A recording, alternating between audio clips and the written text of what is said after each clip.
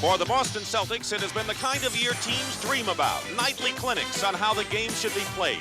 The architect, Larry Bird, arguably the NBA's best all-round performer.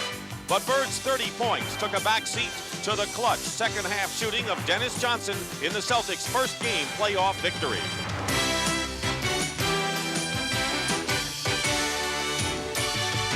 Michael Jordan of the Chicago Bulls put on a memorable individual display in the opening game of the series. Virtually every move Jordan made proved successful. No matter who the Celtics tried, Jordan had the answer. A supreme effort that translated into 49 brilliant points. But when it ended, Michael Jordan and the Bulls came up short.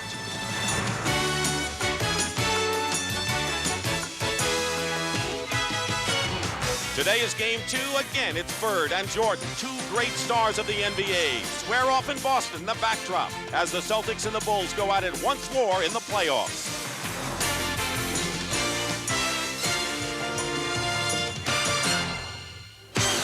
It is the first week of the NBA playoffs, and this is game 2 of the best-of-5 first-round action, and the Celtics will try to make it 2 in a row over the Bulls before the 262nd consecutive sellout in Boston Garden.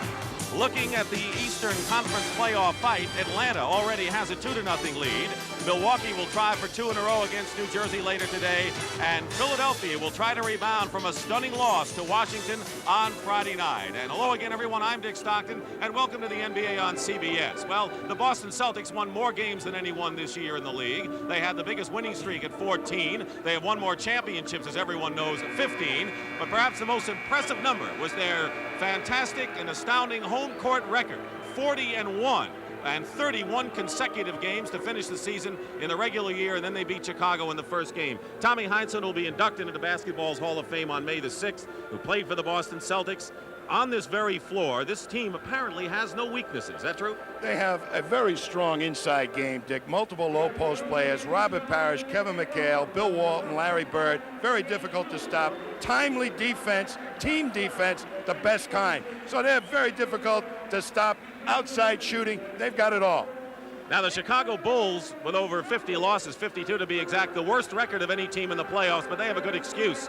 They never really found an identity this year. All kinds of injuries, suspensions. Michael Jordan, the biggest one. He went down with a broken left foot on the third game of the year, missed 3/4 of the season. But did he light up this place on Thursday night with a brilliant 49-point effort? Jordan, is he single-handed for Chicago? What's the story there? Too much for one man to try and beat the Boston Celtics. Other players have to get involved.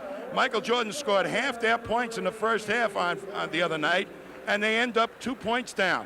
That's astounding. But it's too draining an experience, and they must put pressure on the other Celtic defenders by getting the likes of Dave Corazine, Kyle Macy involved, as well as Orlando Woolridge.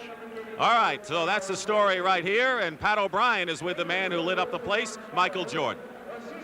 Thank you, Dick. Michael just got a nice round of applause here. The question is, can one man beat the Lakers, or do you need a more diversified attack today? Well, we're playing the Boston Celtics, Pat, but I think it's going to be more of a 5-man game, and we really have to play a complete basketball game. I don't think one man can beat the Boston Celtics. It's hard to imagine that 6 weeks ago you were sitting on the bench.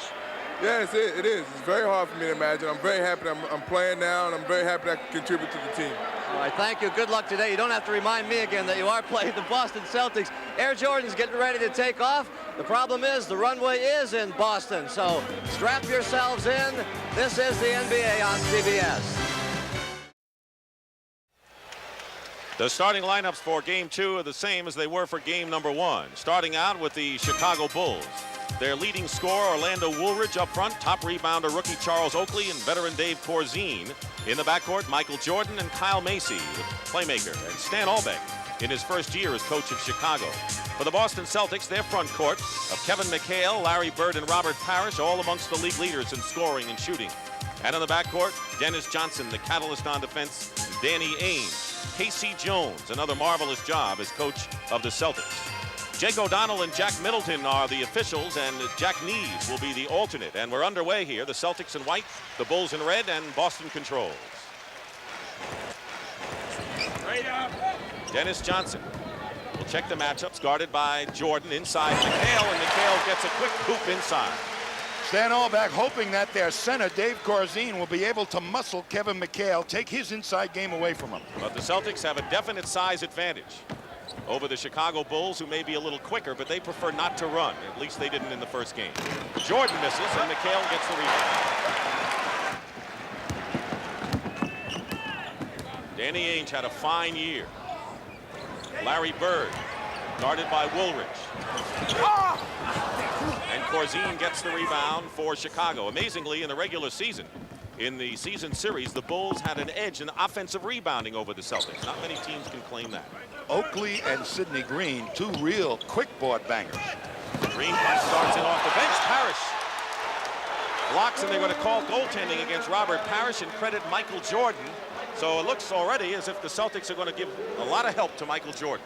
The first defense against Michael Jordan is Dennis Johnson. He's got to try and keep him out of the middle and angle him off the hoop a little bit. They tried 5 different players on Jordan. Ultimately, he got a bit fatigued. Not before 49 points, however. Dennis Johnson hit 7 in a row at one stretch in the third period, misses here. One of the things I was looking for early, Dick, is the tempo of the game by the Bulls to try and get some fast break opportunities. Jordan found his way in once again and has his second basket. All 4 points in the early going, and a minute and a half has transpired. McHale guarded by Corzine. Toughest matchup in the league, maybe. That's why. Corzine does not have the foot speed to stay with McHale, who gives power forwards, much quicker players, a lot of problems. Last year he was the 6th man until the playoffs. Cedric Maxwell gone from the scene with the Clippers, and so McHale was the starter this year. Nearly 2 minutes elapsed. Corzine, good pass from Jordan inside with Parrish with a block shot. Good pass, but Parrish was there. That was an attempt to get Corzine involved. Parrish guarded by Oakley, and a big size edge there. Goes up, and Corzine with a fine play just stuffed Parrish. And Chicago coming back in a tie game. Jordan with a move on Johnson, blocked by McHale. And already you see that everyone is going to take a hand, as Stan Albeck sees too, in trying to help Dennis Johnson guard Michael Jordan. If Michael Jordan gets by Dennis Johnson, the other Celtics are going to clog up the lane, it looks like. What should Jordan do in that case? Look, either put it off the glass and hope that one of his freer players can get an offensive rebound, or make a direct pass to one of those free players. Bird, good position inside. Gets it out to Ainge. McHale again. McHale with another basket. McHale has 6, and Jordan has 6, and we're tied with those numbers. Corzine, with all his beef, is still letting Kevin McHale get the sweet position down and close to the hoop. Nearly 3 minutes gone by, opening period, and we're tied. Orlando Woolridge, long range. Woolridge scored 37 points and had a tremendous game in the one game the Bulls beat the Celtics in the regular year. They did it with fast break basketball, Dick, and I think that's where Orlando is at his best, out on the open court. In the first game, the Bulls did not use that speed advantage at all. Parrish scored after McHale's miss. Celtics known for getting the ball down court in a hurry in a lot of ways. Jordan short there. Inside, Oakley fights his way. Tipped up and finally drops in. May have been Corzine, and it was. And we'll have a foul against Chicago. Dave Corzine commits the foul. Well, Corzine, an attempt right here as trying to take away position, but you can't let Kevin McHale get that close to the hoop. McHale misses the shot. And here's Jordan over to Woolridge. Woolridge averaged 29 against the Celtics this season. McHale the rebound out to Ainge. Chicago getting back defensively. Corzine had a great inside position on a rebound, but didn't use it. Ainge throws the ball into the third row. And Casey Jones, who has won 60 or more games 4 times. Both teams shooting well in the opening moments. 8:07 on the clock. Chicago by 2. McHale finds Parrish, and Oakley fouls him. What can you do realistically, Tommy, when you have a 6'9" Oakley and a Corzine who's 6'11", but not a big 6'11" against the likes of McHale, Parrish, and later on Walton. What they're trying to do, Stan Albeck, is put experience against Kevin McHale and Dave Corazine, knowing that the Celtics don't like to use Parrish. He's their second low post option, hoping that the Celtics won't use that against Oakley to take advantage of his inexperience.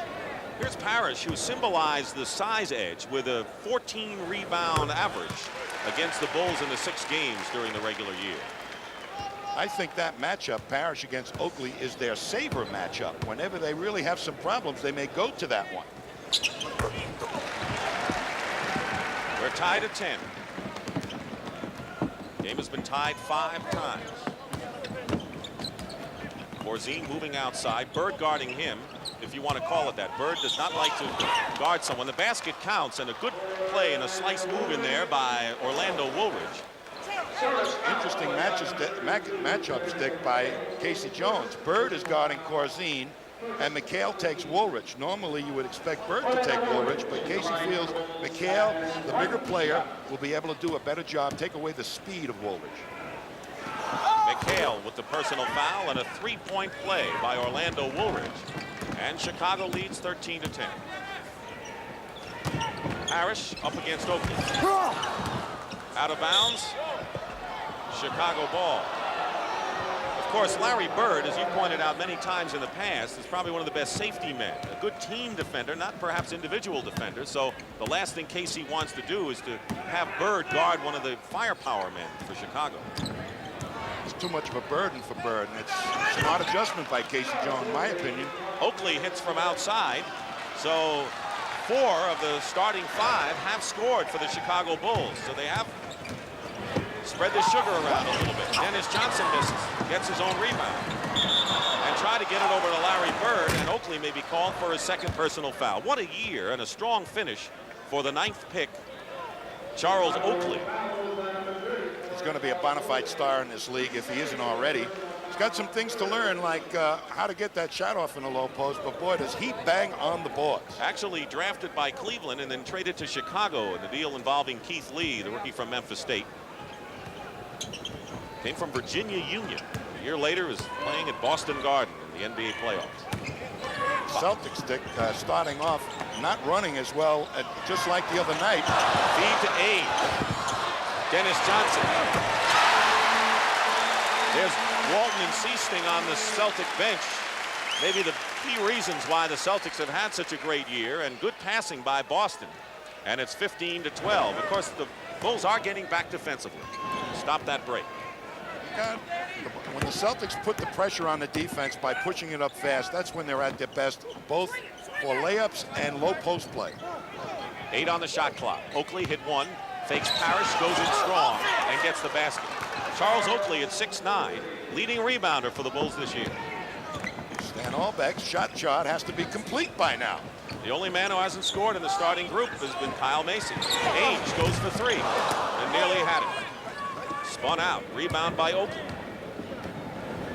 Chicago had a 12-point lead in the first half of the game against the Celtics Thursday. Jordan trying to fake Bird, can't do it.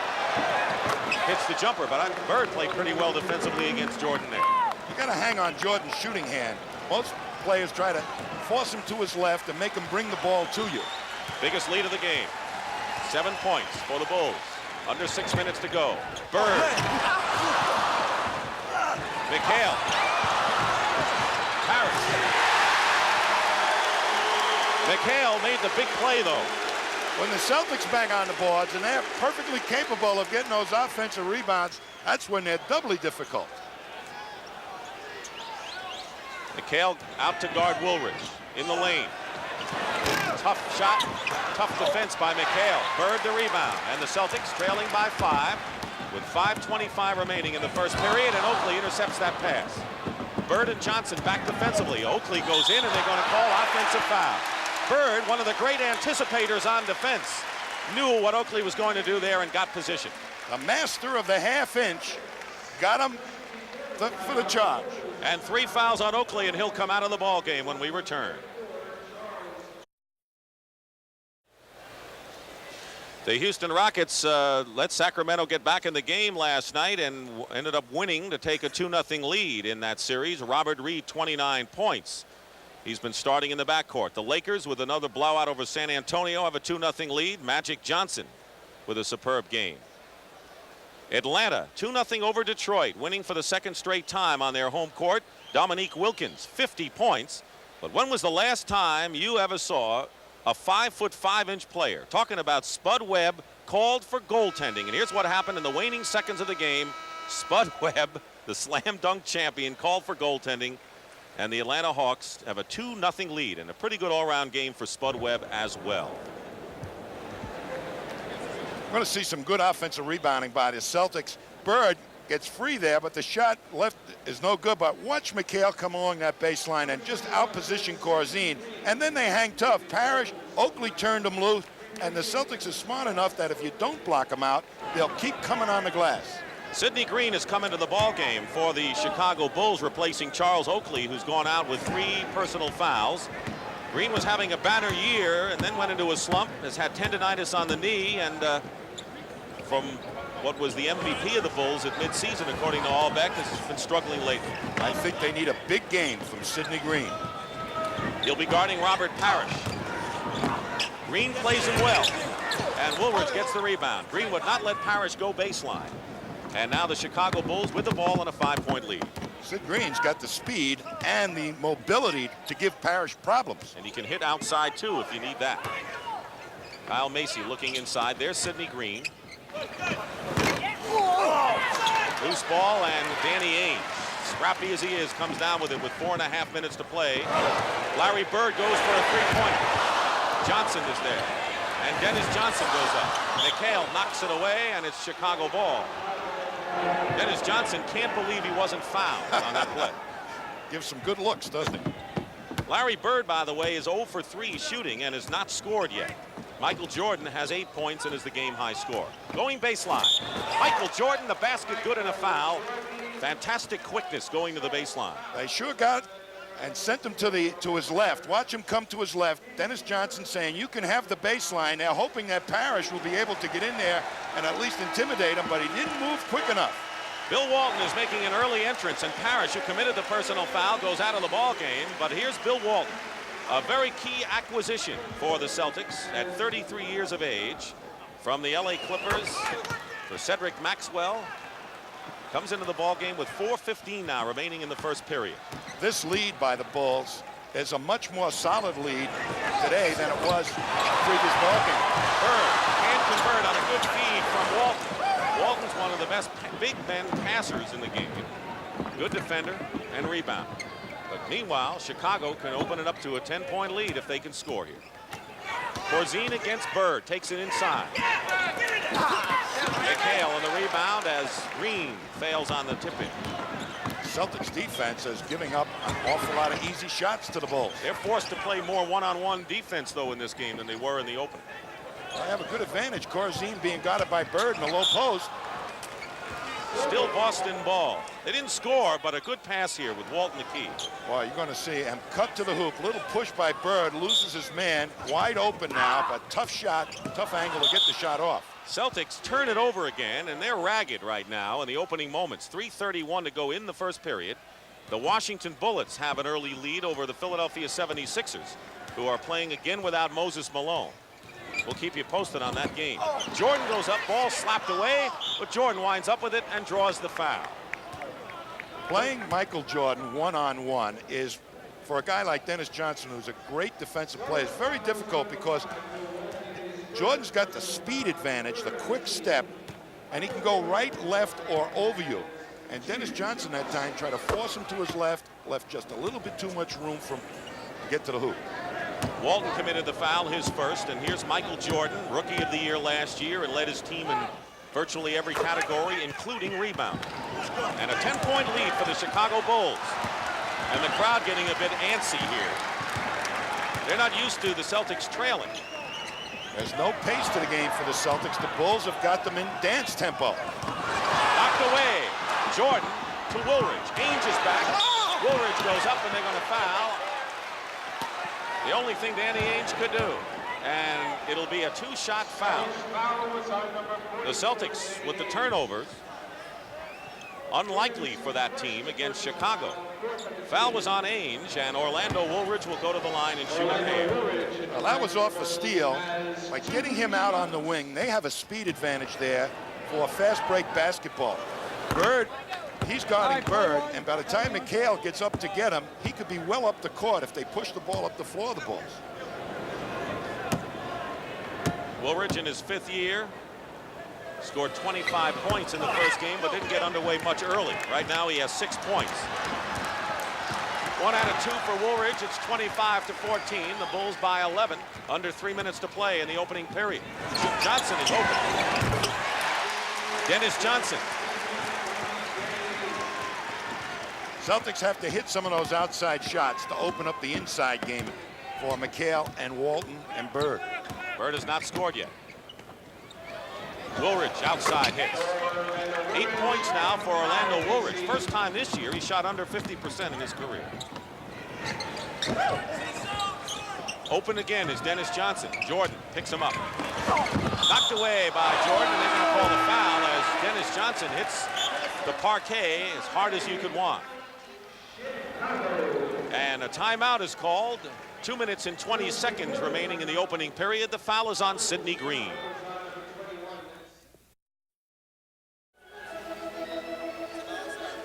First thing the Celtics want to do is not let Michael Jordan get a direct line of penetration down the lane. They want to try and angle him off the hoop a little bit so that he doesn't have a decent shot to the basket. These two men are going to try and cut down on that penetration, even on the angle up. But you see what happens here. Jordan is so good. A little move, and quickly he gets by Dennis Johnson. There's Bird stepping in. He loses the ball, but the rest of them are able to pick it up off the floor. So you have to go out, stop him, and still worry about the big guys picking the ball off the glass. One of the best scoring performances against the Celtics occurred in game 1 of this series. Boston won, however, 123-104, and keep in mind that the 104 points they allowed was exactly what their season's defensive average was. So they were not at all disturbed over that. They'll take it again. On the line is Dennis Johnson. The Celtics have not played the pace game that they normally do. Push it at you, push it at you. It's important to the Celtics big men. Why? Because if they can get up the court, the double teams do not develop that quick. Why haven't they? They're not pacing the ball up the floor. They're They're walking it up or three-quarter speeding it up. They got to really make a concerted effort to push it hard at the defense. Shooting so far in this game, Chicago 55%. One time they beat the Celtics, they shot over 50%. It was the only time they did against Boston. Going inside is Sidney Green. That's the kind of shot he has to take, even though that went off, and Walton gets the rebound. 2 minutes to go in the first period. Sidney Green had a game here earlier in the year where he dominated the low post against the Celtics. Under 2 minutes, 9 on the shot clock. They go into McHale, guarded by Corzine, and a good move in by Kevin McHale. 16th leading scorer in the league and the 5th best shooter in the NBA. And he hit 10 of 11 against the Bulls in game 1. Woolridge against McHale, gets a piece of it. Walton quickly back to McHale. Jordan picks up McHale and takes the ball away from him. That was a pickpocket move if there ever was one. And Jordan goes up, and the blocking foul against the Celtics. And the crowd won't agree. Well, McHale has no business putting it on the floor against a quick player like Michael Jordan. A big guy dribbling, it's too high, easy for a smaller man to pick it off. And up he comes. Anytime he gets a chance to bring it up and get it into the painted area, it's going to cause problems for the Celtics. We talked about Walton. Here's the other key man, Jerry Seasting. With Johnson coming out of the ball game, Seasting has given the Celtics that reliable outside shot. 57% shooter from the field. Jerry Seasting, formerly of the Indiana Pacers. There's Gene Banks into the ball game, a defensive stopper, and he just may be guarding Larry Bird, 6'8". Former San Antonio Spur. In fact, there are 4 former Spurs on the Chicago Bulls. Gene Banks has really got his hands full, but he's got the intelligence to try and take that half-inch advantage that Bird counts on away from him. 1:18 to go. Bird working against Banks. Short. Walton is there for the easy basket. The ball was there for someone to grab, and it was Bill Walton, who has 2 fouls and 2 points so far. Seasting is guarding Macy. I wouldn't be surprised if George Gervin comes in before long. Macy has not scored yet, the only starter for the Bulls. Corzine in and out, Walton the rebound, and now they're going to call the foul, and Banks and Bird look at each other, and it looks like Banks was hit. 22nd timeout. There's some banging going on there. Corzine shot, but watch Bird now swing. Banks, and a little more swinging. Shall we dance? No dance. We'll have a timeout. Larry Bird, who hit Gene Banks in the head, is called for his first personal foul. The Celtics have been over the limit, and that's what Larry Bird has done. 0 for 5 from the field at this point. Dick Stockton and Tom Heinsohn here at Boston Garden. We'll be hearing from Pat O'Brien later at the half. This is game 2 of our best of 5, first round. The NBA playoffs in the first weekend, and the Chicago Bulls lead the Boston Celtics 29-21 with 57 seconds to go in the first period. Keep in mind, the Bulls, playing, I guess, a different kind of game, also had a lead of 12 points early against the Celtics before they turned it on in game 1. But the fact that they're all involved, Dick, is going to make them a lot more confident basketball team. This lead is a substantial lead as compared to the previous ball game where it was produced primarily by Jordan's good play. They're looking at Larry Bird's right hand. And on the line is Gene Banks. Banks, along with Corzine, John Paxson, and George Gervin are all former San Antonio Spurs. If it's that right index finger on Bird, that's going to really affect him. He had that broken finger, and it's caused him lots of shooting problems. Mike Smrek, a rookie from Canisius in Buffalo, New York, comes into the ball game. He's a 7-footer. Banks misses 2 free throws, and Corzine goes out of the ball game. He scored 2 points. And he had lots of good shooting opportunities that didn't pay off. Scott Wedman comes in for Larry Bird, guarded by Banks. Seasting off the screen. They go low now to McHale over Sidney Green. Kevin McHale has 10 points. He's the leading scorer for the Celtics. This is the unit that Casey Jones counts on to either produce a lead or create tempo. This is the Green team. They didn't really have defined roles when the Celtics had their problems around Christmas. They sure didn't. That was the Christmas massacre, but the troops are back. Jordan from the corner, and now the Celtics playing for the last shot, trailing by 8 points, 31-23. People look back at the key and turnaround of the Celtics season. It would be that time of year when the bench gels. And that'll be a Chicago foul, and will put them in the penalty, and the Celtics will go shoot 2. Larry Bird being tended to now by Ray Melchiori. I don't know what finger it is, Dick, but you know, he broke that index finger playing softball his senior year in college, and it's troublesome enough for him to shoot. It's amazing to me that he shoots so well from the outside with that finger. It looks like a crooked road with a detour. Sidney Green with his second foul. As long as that crooked road leads to the NBA Finals, that's all Larry Bird's concerned with.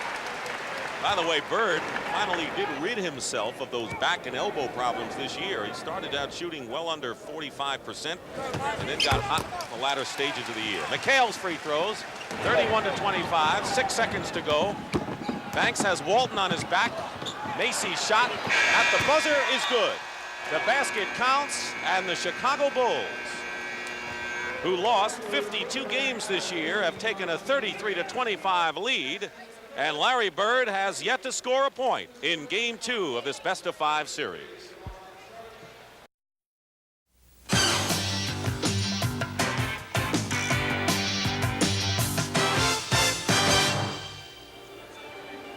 Chicago has an 8-point lead as we start the second period, but this was a key play as far as Larry Bird and the Celtics go. Well, that's the penalty you pay Larry Bird as a team defender. Good pick, and Bird tries to fight his way through, and doing that hurts his hand, and you can see already he's looking at that right hand, and it ended up his last 2 fingers. Now he gets a little angry and goes at Banks, which I don't think was quite fair, because Banks was really played good offense that time. Now you see, well, it's that the last 2 fingers. Smaller tape. I think Ray Melchiori put smaller tape on those last 2 fingers. But look at that index finger. He's got a bump on that index finger. Looks like Mount Everest. Bird was 0 for 5 shooting in the first period and did not score. Keep in mind that Bird Was the only player in the NBA this year to finish in the top 10 in 5 of the 8 categories. And heading perhaps for his 3rd consecutive MVP award. Meanwhile, we start the second period and the Bulls lead by 8. You know, on that injury, Bird really, as a team defender, backed in, and Banks smartly picked him off so Corzine could get the shot off. Leading scorers, Jordan for Chicago and McHale for Boston. Dick Stockton and Tom Heinsohn here at Boston Garden. Coming around the screen, Rick Carlisle in the game, stays with Jordan, misses, and here's Walton. Gets it into the hands of the right man, Seastick. So Carlisle's in the game. Rick Carlisle, 2nd year out of Virginia. Good perimeter shooter and a very smart player, although not fast. Wedman gets it into Wedman. To Walton, I should say, and a foul called against Mike Spreck. The Celtics do not have much speed in there right now. Well, this is the fastest unit they have, Dick, to tell you the truth. Wedman at that forward spot has got more foot speed than Bird, who's about to re-enter the ball game. But this is what they count this team to be, a fast break unit. Bird's going to be in there replacing McHale. So that now is a pretty fast unit in there for the Celtics. As quick as they got it. Fooled me. Bird. Double team. Gets it to Walton. And Walton is fouled. That is a good foul. Michael Jordan commits the foul. One of the things the Bulls wanted to do was to take that foul early when it looked as if the Celtics were going to get an easy 2. And there's an example. Well, when you double team Bird, you better cut off the guys cutting to the basket, and it was much too late developing. Mike Spreck, the 7-foot rookie, goes out of the game, and Orlando Woolridge, who scored 8 points in the first period, comes back in. So Sidney Green, Orlando Woolridge. Well, the tempo of the game up front may pick up with this unit in for the Bulls now, with Sidney Green being the center and Woolridge at the wing. Maybe they'll turn him loose. It is a quicker team. Yes, much, and they'll be playing against the fastest that the Celtics have to offer, and the Bulls still have a tremendous speed advantage. I love fast basketball players and fast style of play. You need easy hoops. But you got to practice it, and it has to be a way of life for a team. That's what Stan Albeck said, Dick. That they just weren't together long enough to get it down. They started off fast breaking, but weren't able to continue it without Jordan. Woolridge's shot misses. And Stan Albeck was looking for interference and a goaltend call against Walton. Instead, the Celtics have the ball. We have a minute gone by in the second period, and it's a 6-point Chicago lead at 33-27. Walton guarded by Green. Green gives ground, and Walton will take the shot. Sidney Green the rebound. Out to Gene Banks. And say, Bill Walton, if you're going to kill us from out there, be my guest. Wedman is on Banks. Banks goes up. Walton another rebound. Walton has 7 rebounds coming off the bench today. So Carlisle guarded by Jordan. Bird guarded 1-on-1 with Woolridge. Wedman hits from outside. Scott Wedman, who is a starter when Kevin McHale was out of action with his Achilles injury, had an 11-3 record as a starter with the Celtics. That was great rotation defense that time by the Bulls with Michael Jordan, and yet Wedman, the quick shooter, still got an easy shot off. Kyle Macy and Seasting hooked in. George Gervin gets off the bench. He'll come in for the first time in a moment. Green working against Walton goes in. Walton with another rebound, his 8th, and here's a 3-on-1 break for Boston. But traveling call against Rick Carlisle. You don't often see that from the men in white and green. Sidney Green and George Gervin will be coming into the ball game for the Chicago Bulls, who still lead, but now it's 4.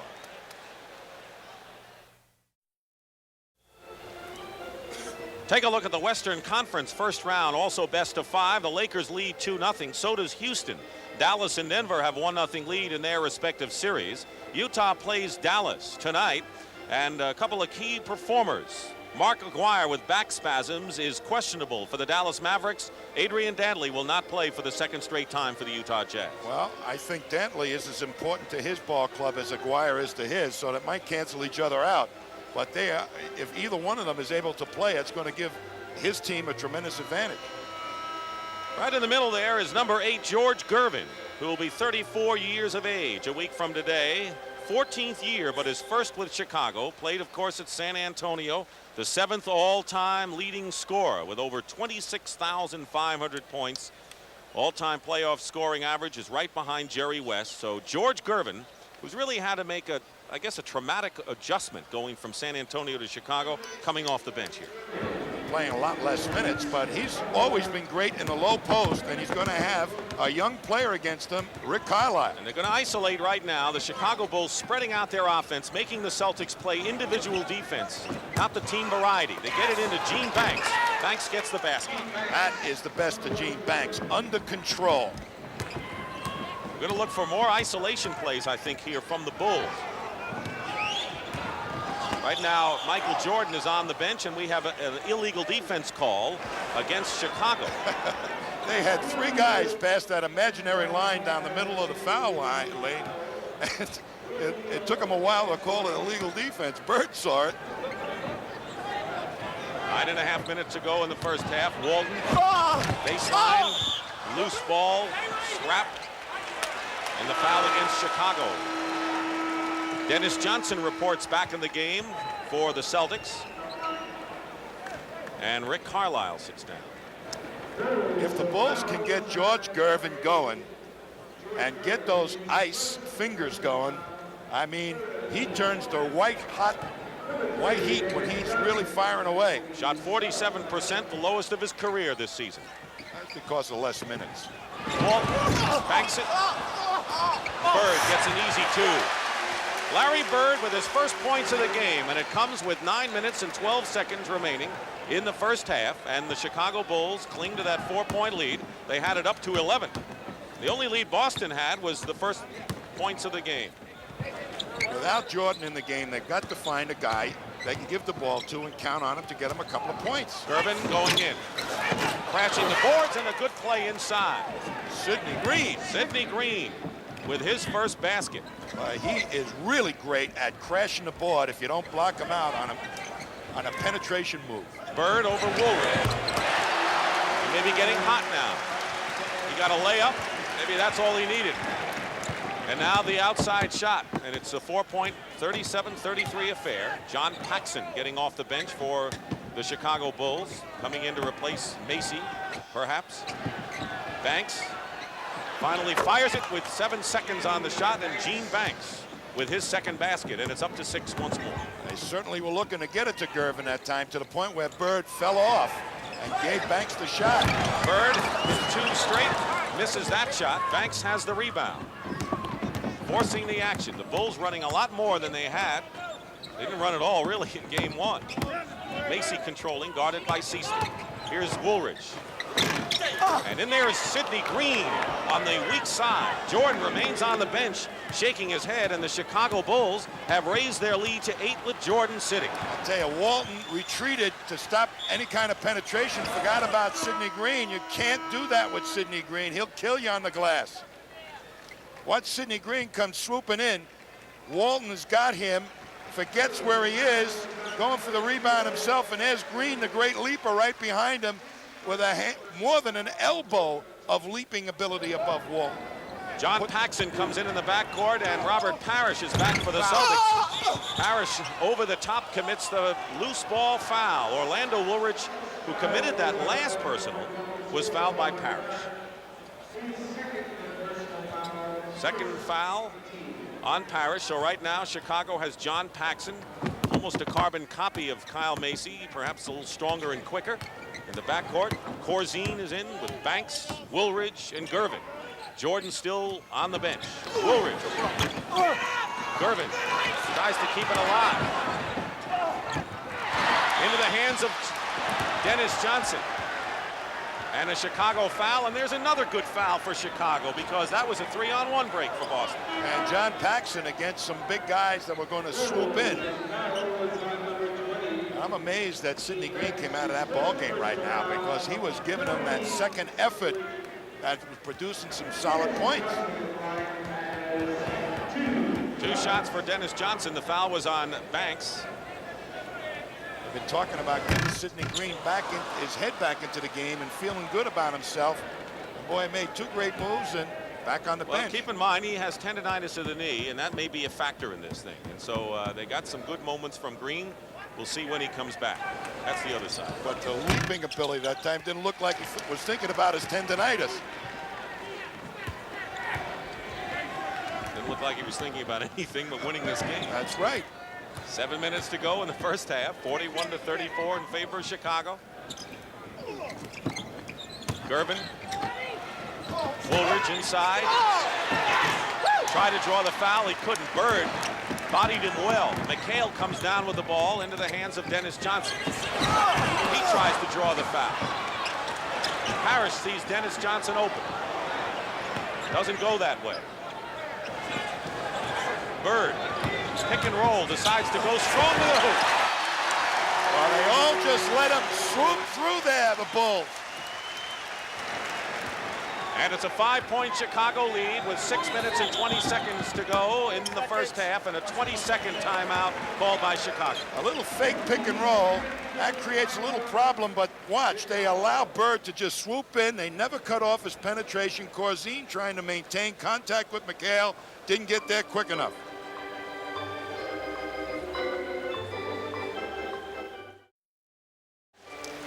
.6:20 to go in the first half, and the Chicago Bulls, who have led all the way except for the first points of the ball game.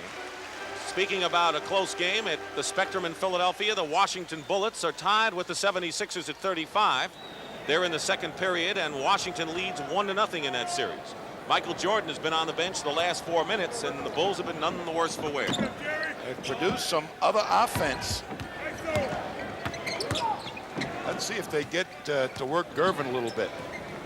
Gervin against Parrish, and the Boston foul. It'll only be their second team foul. Jordan has played only 2 minutes this period. He scored all his 17 points in the opening 12, and he is getting a lot of rest, but as long as the Bulls are playing the way they're playing, they can give Jordan some of that rest. Parrish commits his third personal foul. Walton played considerably and performed well off the bench so far. Try to isolate Gervin on one side, but Woolridge didn't get to it quick enough. Woolridge has his shot blocked. Banks picks it up. Whirling dervish to Corzine. And Dave Corzine hits from the corner. By the way, Woolridge has missed his last 6-7 shots now in the game, so he may not be the guy to go to. He's taken some god-awful shots, Dick. The penetration, he should be kicking it out to guys like Corzine who can hit that outside shot. Use him as a decoy. McHale over Corzine. Short. Parrish keeps him alive for Boston. Bird tries to fake Gervin. Seasting, baseline. That's why they acquired him from Indiana. Jerry Seasting, and it's 43-38 Chicago, and Michael Jordan will be coming back in the game in a moment, and Bill Walton for Boston. Paxson controlling with 13 on the shot clock. Banks. Rebound Parrish. Bird was nowhere to be seen on Banks. Bird. Off the wing, the basket good, and a foul. And Walton comes back for the Celtics, and Michael Jordan checks in for the Chicago Bulls. Push the ball up the court. Good things happen. Nice outlet pass. It gets up reasonably, and Seasting loves to fast break. Back to Dennis in the middle, and before the defense is even alert, the Celtic use the fourth man up the court. No defender there. Jordan comes in replacing George Gervin, who I don't believe even attempted a shot in the time he was in there. Foul was on Corzine. The three-point play with 5 minutes to go cuts the Bulls' lead to 2. Well, that's a terrible thing. A guy like George Gervin, with all the playoff experience and a great offensive ability, not to get a shot off while he's in there. He's a weapon. Bird guarding Banks. Rainbow shot. Misses. Paxson, safety man, intercepts. Into Banks. Good spin move, but Walton blocks it. And Walton's, or they said Banks stepped on the line. It's going to be Boston ball. So Bill Walton playing a major role off the bench. And Sidney Green, who played 11 minutes, coming back in the ball game for Chicago. And the crowd is up because the Celtics can tie it here. And they do. No. Foul before the shot. Gene Banks is really having his problems offensively and defensively. I think he's talking to himself and making this game much more difficult than it has to be. Taking some bad shots. Last time he had Walton in the low post. Whenever he thinks that's a mismatch in his favor, he got to go back to the scoring, back to the playbook, because there's no way he should be taking Bill Walton to the hoop in the low post. Banks goes out. He scored 4 points, and Larry Bird can tie the game. We have had 5 ties early on before Chicago moved out in front and led by as many as 11. It's the first tie since we were knotted up at 10 apiece. 4:20 remaining in the first half. Chicago led 33-25 after 1 period. Bird is on Green. Ball knocked away. It's still Chicago. Bird forced to guard Sidney Green. That might be a good matchup for the Bulls to go to. Let Green get in the low post. McHale is guarding Woolridge, who's been ice cold. Jordan against Dennis Johnson. Jordan. Chicago leading 25-43. 19 for Michael Jordan. That's his first points in this second period. That's what the Celtics do so well. They pick on people. The Bulls are not picking on people here in the first half. They don't have that many weapons, although if they go with a quick team, that may be their answer. Seesling misses. Woolridge the rebound. Chicago does have a quickness edge on the Celtics generally down the roster. Have not used it that effectively, other than to, quick steps like this from Michael Jordan. Jordan going in, baseline, defended by Walton. Out of bounds, Celtics ball, and Jordan shows a little frustration.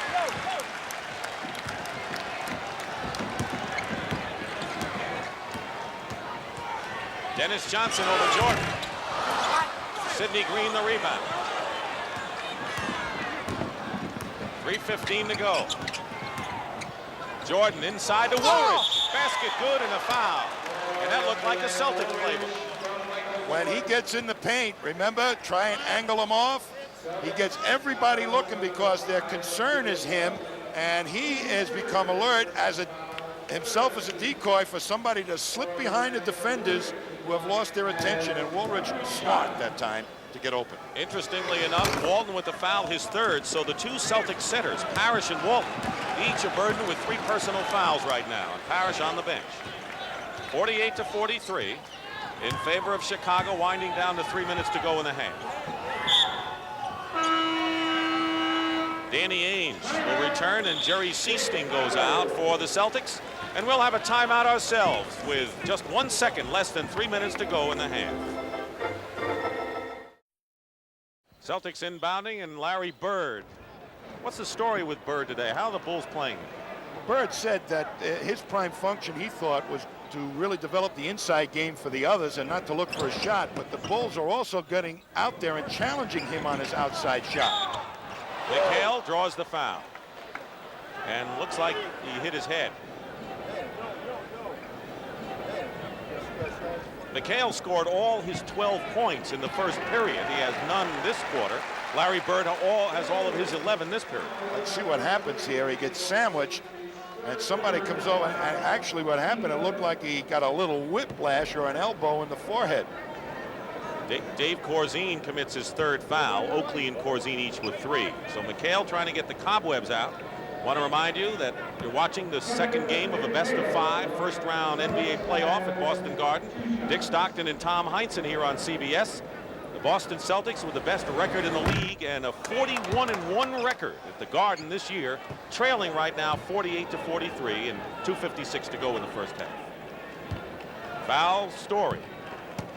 Parrish and Walton, the 2 Celtic centers, have 3, and Oakley Corzine also 3. And his eye is cut there too, Dick. That was a nice little elbow he got there. Chicago had scored 5 in a row to break a 43 all tie before the free throw. 13 on the shot clock. Jordan inside to Woolridge, spins around, basket counts, and a foul. Great move by Orlando Woolridge, and keep in mind he's had a knee problem and a sprained wrist, but he showed no effects of it there. They played a little 2-on-2 basketball, and that freed up Woolridge. He was Dennis Johnson ended up on him originally. McHale has been trying to guard him, but when you do stuff like that, the Celtics switch a lot. You got to look for the advantage on the mismatch. They finally got to it. Foul was on McHale, his 2nd, It's 50-44, 2.5 minutes to play in the opening half. Chicago leading, and they've led practically all the way in this first half. Bird banks it, tips out, tipped in the air. Volleyball comes down to Ames. Walton. McHale in the corner. Ames scraps his way. And a new clock. Bird inside to McHale, and the basket. Celtic passing at its very best, and it's a 4-point Chicago lead. 2 minutes to go in the half. You know, the guards' patience of the Celtics to find that good matchup is what really makes this team click. Jordan controlling against Dennis Johnson, and they isolate him. Misses it all. Save though. Green. Jordan. And the rebound by Walton. The Bulls did everything but score on that sequence. Bird tries that extra pass. Whistle. No basket, and a 3-second violation called against Boston. And even Stan Albeck's enjoying this first half. Danny Ainge makes one great steal here, goes up high. I mean, that's a great athletic skill there to take it away from a bigger man. 4-point lead for Chicago. Sidney Green is up on high, setting a screen. Johnson trying to fight through it on a switch. Bird guards Jordan, and Jordan hits the jumper anyway. Michael Jordan, 21 points, and it's 52-46 Bulls. Looking inside to McHale, nothing doing. Corzine denying. Dennis Johnson misses a three. Walton though. Jordan with under a minute to go, and the ball bouncing into the hands of the Bulls. Corzine inside to Paxson. Paxson gets the basket, and now the Chicago Bulls have opened it up 54-46, and they have been the strong team down the stretch in this quarter. They played good push-up basketball that time. Some of the Celtics big people didn't get back. McHale off balance, draws the foul. Stan Albeck made comments after game one that he got less of a break from the officials, and that the Celtics were able to use mayhem, to say the least, inside.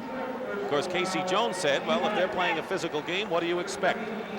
They should commit most of the fouls. In any event, Corzine has number 4. Well, I used to be a coach. I used to use rhetoric like that, too. It's like a coach's book for coming into the Boston Garden on how to get the officials on your side. Not just the Boston Garden, but anytime you're on the road. Doesn't seem to help much here, looking at the record of the Celtics this year. You can see the blood on the jersey of Kevin McHale from that cut left eye. Hits the free throws. Banks is in the ball game with 38 seconds to go. Chicago leading by 6. And they'll call the foul on Ainge. Second foul, but that will put the Celtics into the penalty, and so John Paxson will shoot 2. That was kind of a chicken foul. It looked more like Paxson fell down and Ainge fouled him.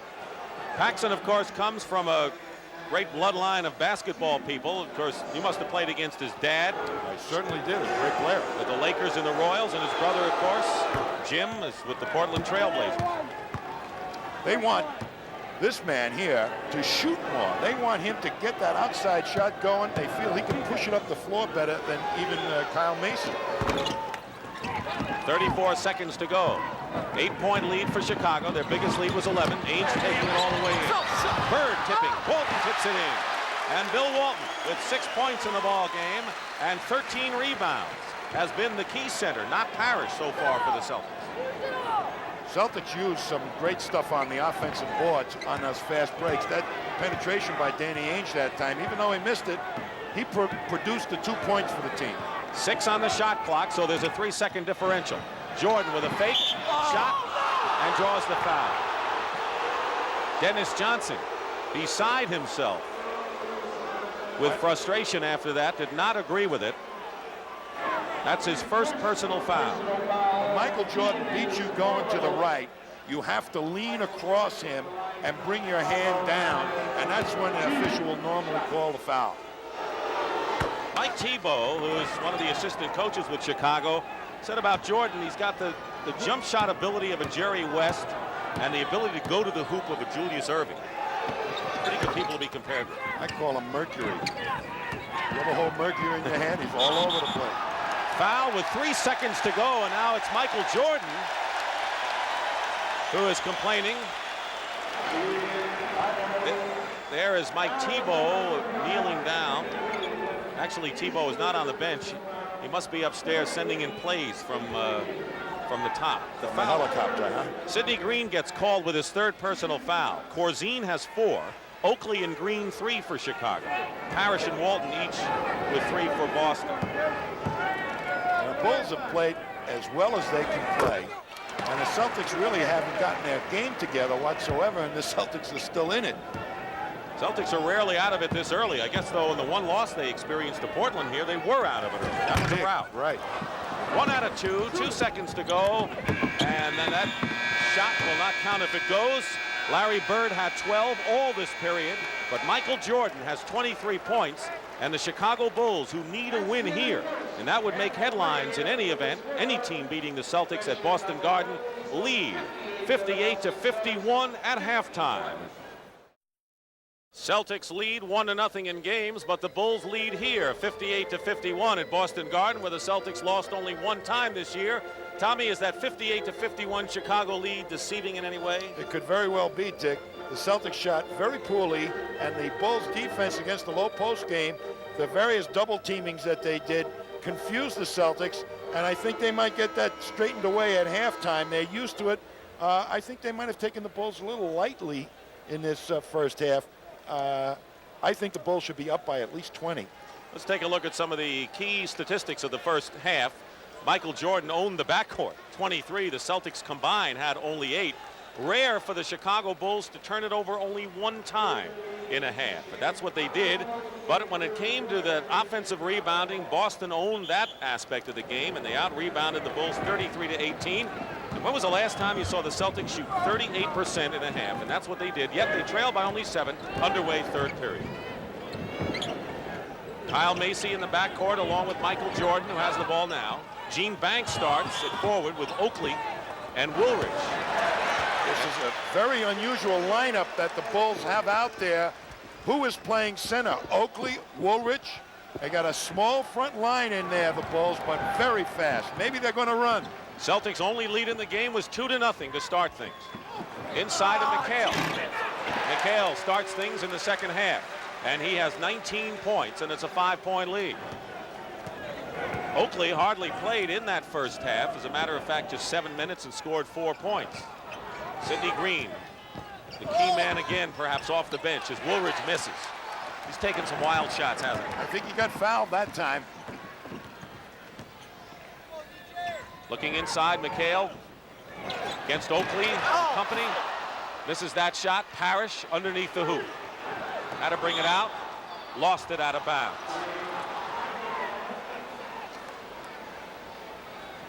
Celtics with a tremendous domination off the glass. Woolridge with 13 points. He has the ball along with Jordan's 23. Woolridge missed inside. Woolridge on that one-on-one game, I think they ought to park that for a while and find somebody else. Banks working against Bird on a post-up. McHale tried to double team, and Woolridge misses again. Here's Michael Jordan. Basket will be good and a foul, and 25 for Michael Jordan in the game. You know, this lineup that they have in there, I got to ask him after the game why it's in there, because there's no real size and no real strength. There's no, well, Oakley's pretty Oakley. strong, but Yeah. there's no inside game or board banging going on. You mean Sidney Green? Sidney Green, I think. He's got 3 fouls. Maybe they're trying to save him, but McHale can have a field day against this unit. Minute and a half gone by in the third period, 61-53, an 8-point lead. Bird inside the 3-point line, hits for 2. Larry Bird has 14 points. They've been not allowing him to get that shot off, haven't they? They've been in his jersey with him. They've taken his defender out of the normal team defense. Ainge is on Macy, who has attempted only 1 shot in the ball game. Woolridge working against McHale goes in, and a good move by Orlando Woolridge, 15 in the game. I guess they're going to give it to him until he gets it right. 6 for 18 is the shooting for a Woolridge. 33%. Ainge for 3. And the rebound by the O. Stan Albeck does not have a lot of respect for Kevin McHale's defense. Jordan goes up, no basket and a foul. Dennis Johnson with his 3rd personal foul and a timeout here with 9:38 to go in the 3rd.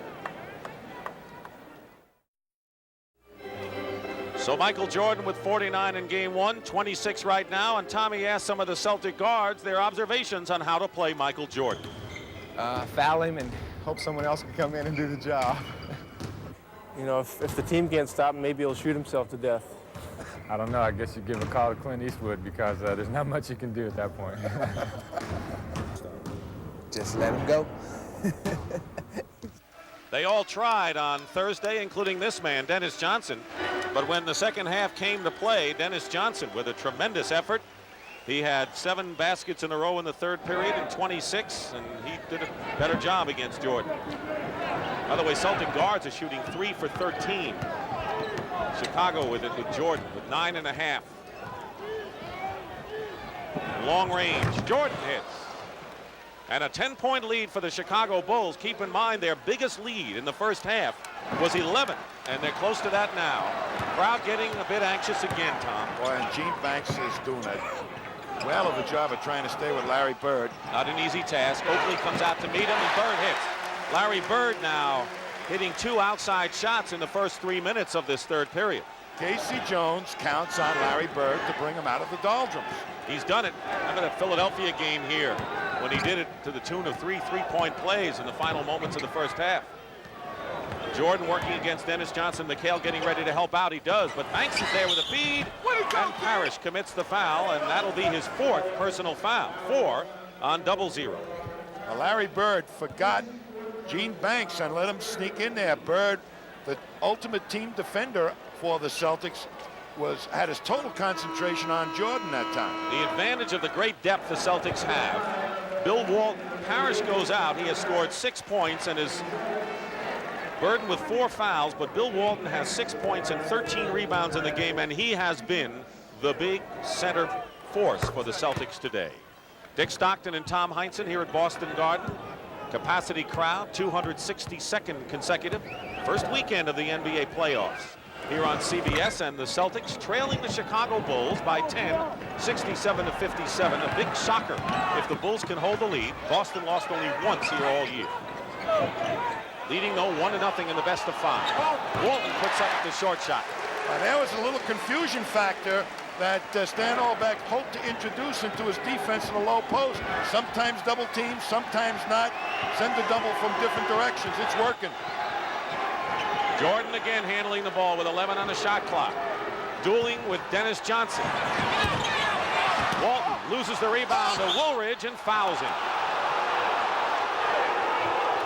That was a tough go inside of 2 determined men going for 1 ball, and Bill Walton commits his 4th foul. So both Celtic centers, Walton and Parrish, have 4 fouls. Walton spreading out, but the quicker player, Woolridge, is able to step inside. Normally Walton plays against the bigger, slower guys that don't have the ability to use their quick feet to step inside. You saw what Sidney Green was able to do to him in the first half. But the foul story now becomes focused on the 2 Celtic centers who have 4 fouls. If one or both get into foul trouble, that could be a major factor down the stretch. Should be, but they're smart enough to use those fouls. I'm not too concerned if I were Casey Jones at this point. 4 fouls. Don't forget, you have that man, Greg Kite, in his 3rd year, who's quite a banger, who has seen some quality minutes this year. Nearly 4 minutes going by, 3rd period, and a whistle and a foul away from the ball. Called against Chicago, and a derisive cheer from the crowd, who would think that the Bulls have had the edge in calls so far. Charles Oakley, that's his 4th personal foul. 4 on Oakley, the rookie from Virginia Union. Double team on McHale. Open is Johnson, penetrates and scores. Now that time they doubled, and they forgot to get to Dennis Johnson quick enough. The rotation of the defense of the Bulls wasn't there. 8-point lead for Chicago. They led by 7 at the half. 7:39 remaining in the 3rd. Double on Jordan. Inside, and Banks lost the ball. Got hit in the eye, but lost the ball. Celtics pushing it up, and Ainge goes in. And the foul will be against Chicago. Ainge may be the spark that the Celtics haven't had to get their fast break going so far. He's their real push man because he has the desire to really attack the defense. Dennis Johnson, when he gets the ball on the outlet, really kind of three-quarters it up the court. Danny Ainge has got more speed to apply to the fast break than DJ does. Ainge with his first point of the ball game, averaging nearly 11 a game, coming in and a 90% free throw shooter. Misses one of them though. Foul, by the way, was on Macy, his first. Macy with the ball, guarded by Ainge. Dennis Johnson is sticking with Jordan effectively. Jordans can't seem to get away, and losing the ball momentarily. And losing it for good is Oakland. Celtics with Bird. To Walton. And a 20-second timeout called by Chicago. Listen to the crowd as the Celtics have come back, still trailing by 5. This is the exciting time of the year in the NBA, and the playoffs continue next weekend. We'll be on the air Saturday, 3:30 Eastern time, and then a doubleheader on Sunday, beginning at 1 o'clock Eastern. Of course, we don't know what matchups you'll see. It could be at the tail end, game 5s of the first round matchups, or the beginning of the conference semifinals. But whatever it is, you'll see some exciting action next weekend on CBS. Philadelphia leading a tight battle over Washington, 64-61 in the Spectrum. The Bullets lead 1-0 in the best of 5 of that series. Philadelphia needs Moses Malone. They've lost their power guy inside.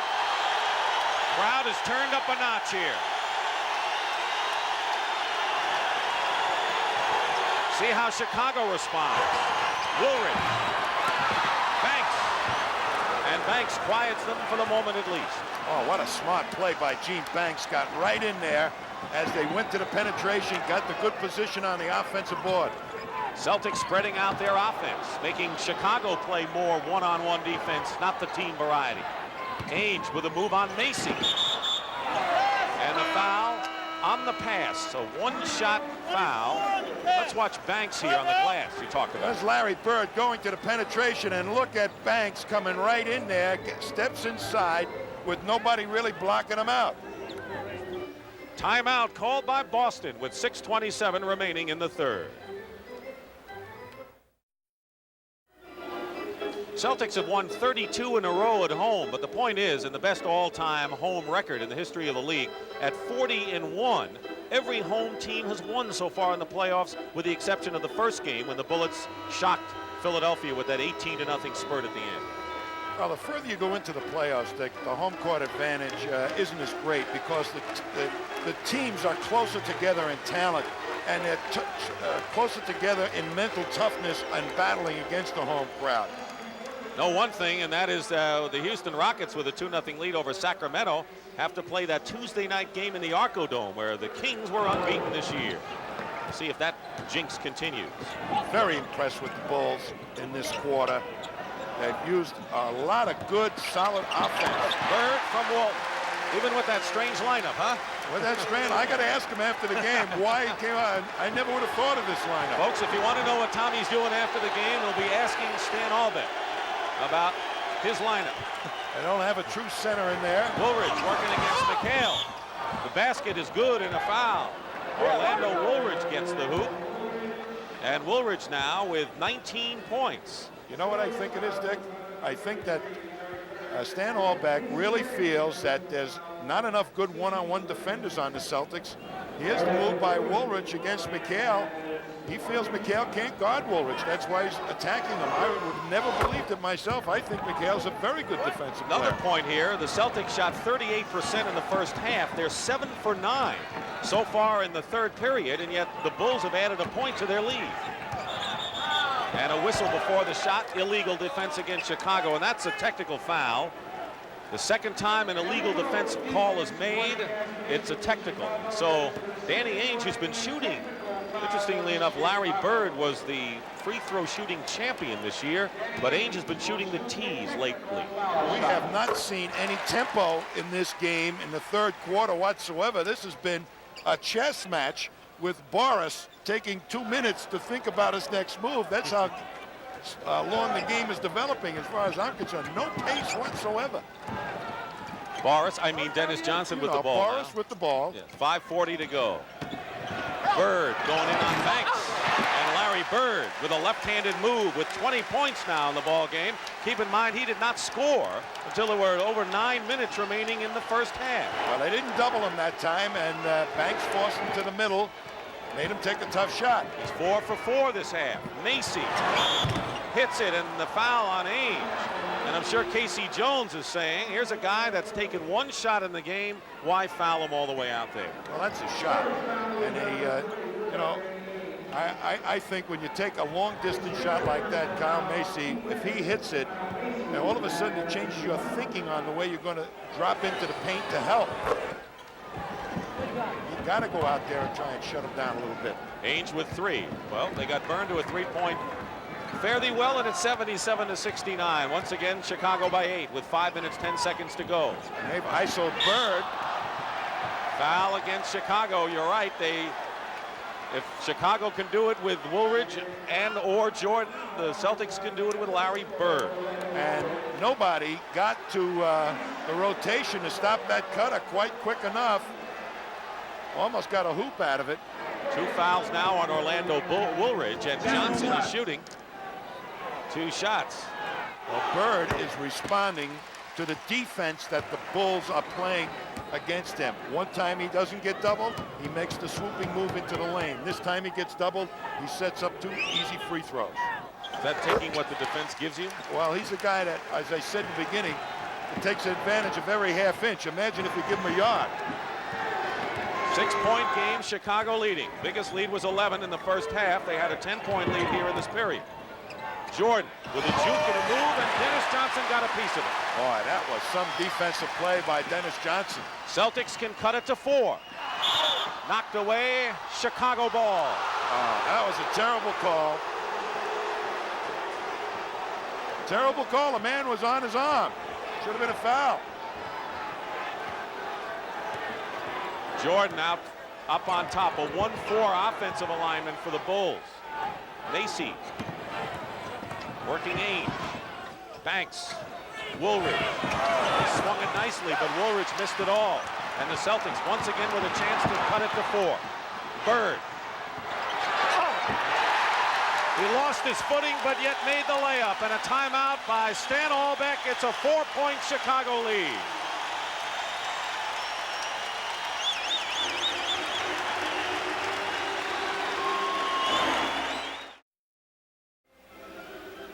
The Celtics have outscored Chicago 14-8 to cut a 10-point lead to 4. And Danny Ainge, you know, you have to force your way to an act of willpower to create tempo sometimes when you get caught in a rhythm. And there's Danny Ainge. He was challenged. He'll have none of it. He's going to take it as hard at the defense as he can. And now they're in a good attack position. And then allow Bird, even with that stumbling move, to come in and make a layup. That's what pace can do for the Celtics. Bird 5 for 5 this half, 22 in the ball game. Jordan and Woolridge have 48 of Chicago's 77 points. Jordan. And the Bulls still have it. 3-point shot missed by Macy. That one was not necessary. Under 4 minutes remaining in the third period. Keep in mind that the Bulls had a 7-point lead in the way they were playing. Tommy's opinion anyway, should have had a bigger lead. The Celtics getting an extra life. Dennis Johnson is fouled decisively there on the give and go, on the pass from Bird.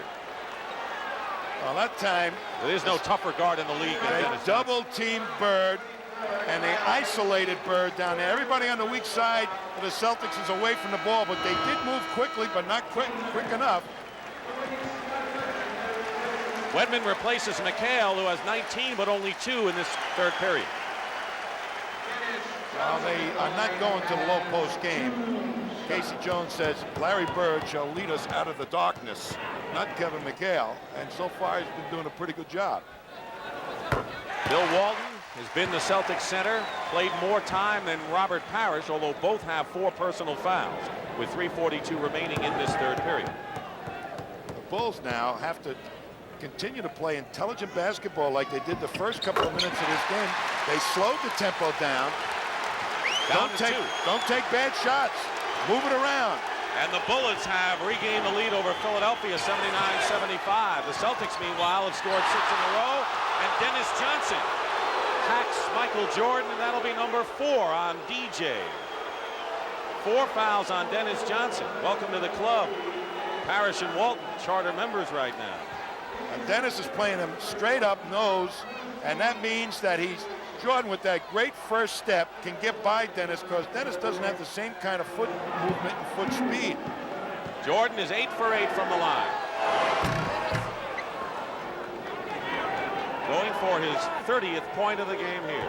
This is the time of the ball game that you go to Michael Jordan, I think. He's strong. They didn't overuse him in the first half. These are the crunch points. And we have not seen Sidney Green this half. Nope. There's got to be a reason why. 3:25 remaining in the third period. I'm going to ask Stan after the game again. It's 2 questions. Oakley is on Walton. Bird is there with the offensive rebound. Feeding Wedman, short shot. And Oakley the rebound. Wedman had a shot he normally makes. Oakley clears with 3:10 to go. Jordan against Ainge. 79-75 Boston. Open is Macy. And Macy hits. 7 points for Kyle Macy. And the Bulls, who had their lead cut to 2, now up to 6 again. When he has time to sight the basket, which the penetration of Jordan gives him, he'll make that shot, Kyle Macy. Under 3 minutes remaining in the third period. Always been a big period for the Boston Celtics. Knocked away. Celtics possession. Let's bring you up to date again on the foul situation. Corzine and Oakley with 4, Parrish, Walton, and Dennis Johnson with 4. And before the Celtics can inbound, Jerry Seasting will come back in the ball game, replacing Dennis Johnson. That's going to put Danny Ainge on Jordan. And a drive by Ainge. And Jordan on Danny Ainge. And Ainge chalks one up there, and they're down to 4 points now. The first field goal of the game for Ainge. Ainge might even do a better job than DJ because he's used to playing point guards, shifty guys. He did the other night with his quickness. Jordan misses, tipped up again. Oakley fighting. Comes down to the Celtics, who can cut it to 2. Ainge is fouled.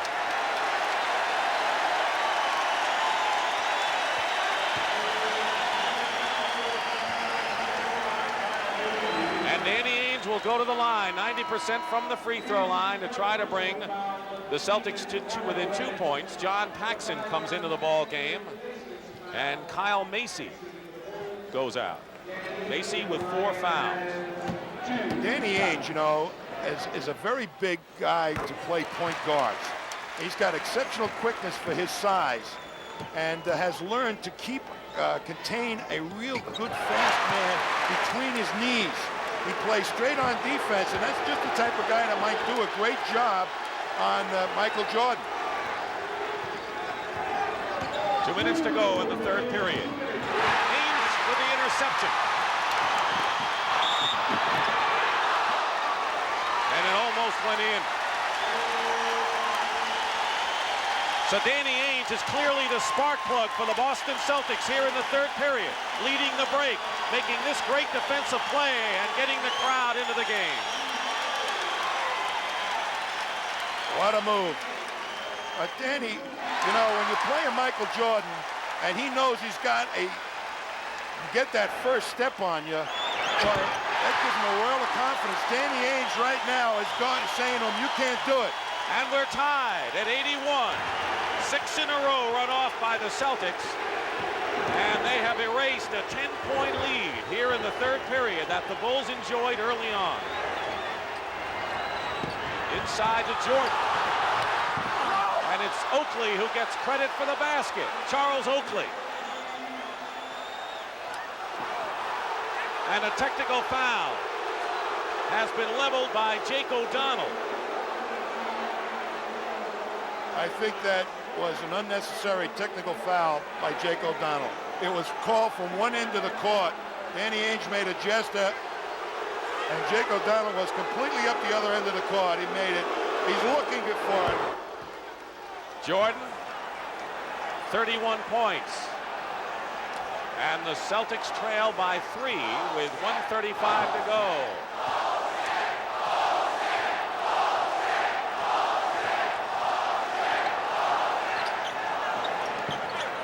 Ainge trying to fake Jordan. Good step on Michael Jordan. And the basket. Great first step by Danny Ainge, who keeps the pressure on for the Celtics. And it's 84-83 Chicago. Taking the tempo away from the Celtics, trying to Michael Jordan right now. 10 points in this period for Ainge. And what a great shot, and a basket and a foul. You talk about Bird, sheer determination. At certain points of a game, Michael Jordan has those same qualities. He's got to watch him get around Jordan, Danny Ainge. And strong left-hand drive. And Walton right there.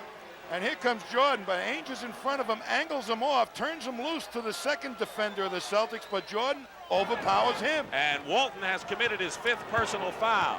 Bill Walton has 5. Parrish is on the bench with 4. Under a minute to go, and the Bulls lead by 4. Seasting to Wetman. Bird. And Oakley powers his way for the rebound. And Larry Bird gets called for the foul. That's his 2nd personal foul, and Oakley will shoot. Here comes the rebound. Oakley well inside, and Bird says, well, I'm going to try and knock it out of your hands from underneath. And he must have hit the ball into his jaw, and Bird said, I hit the ball. What a face, huh? Face of a winner, isn't it? Oh, it is. It is. Here's Charles Oakley, who's a 66% free throw shooter.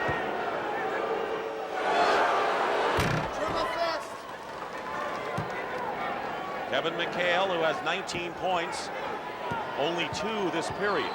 Bulls have made their last 14 free throws. Now make it 15. Walton on the bench with 5. Robert Parrish also on the bench. He has 4 fouls. Celtics playing without a center. McHale is playing center at this point. Inside against Oakley. And the foul against Chicago. A push. A very late whistle. The shot was rebounded. Sidney Green has come into the ball game. First time he has played in the second half, replacing Charles Oakley. Woolridge has his 4th personal foul, and Parrish with 4 comes back in, replacing Scott Webber.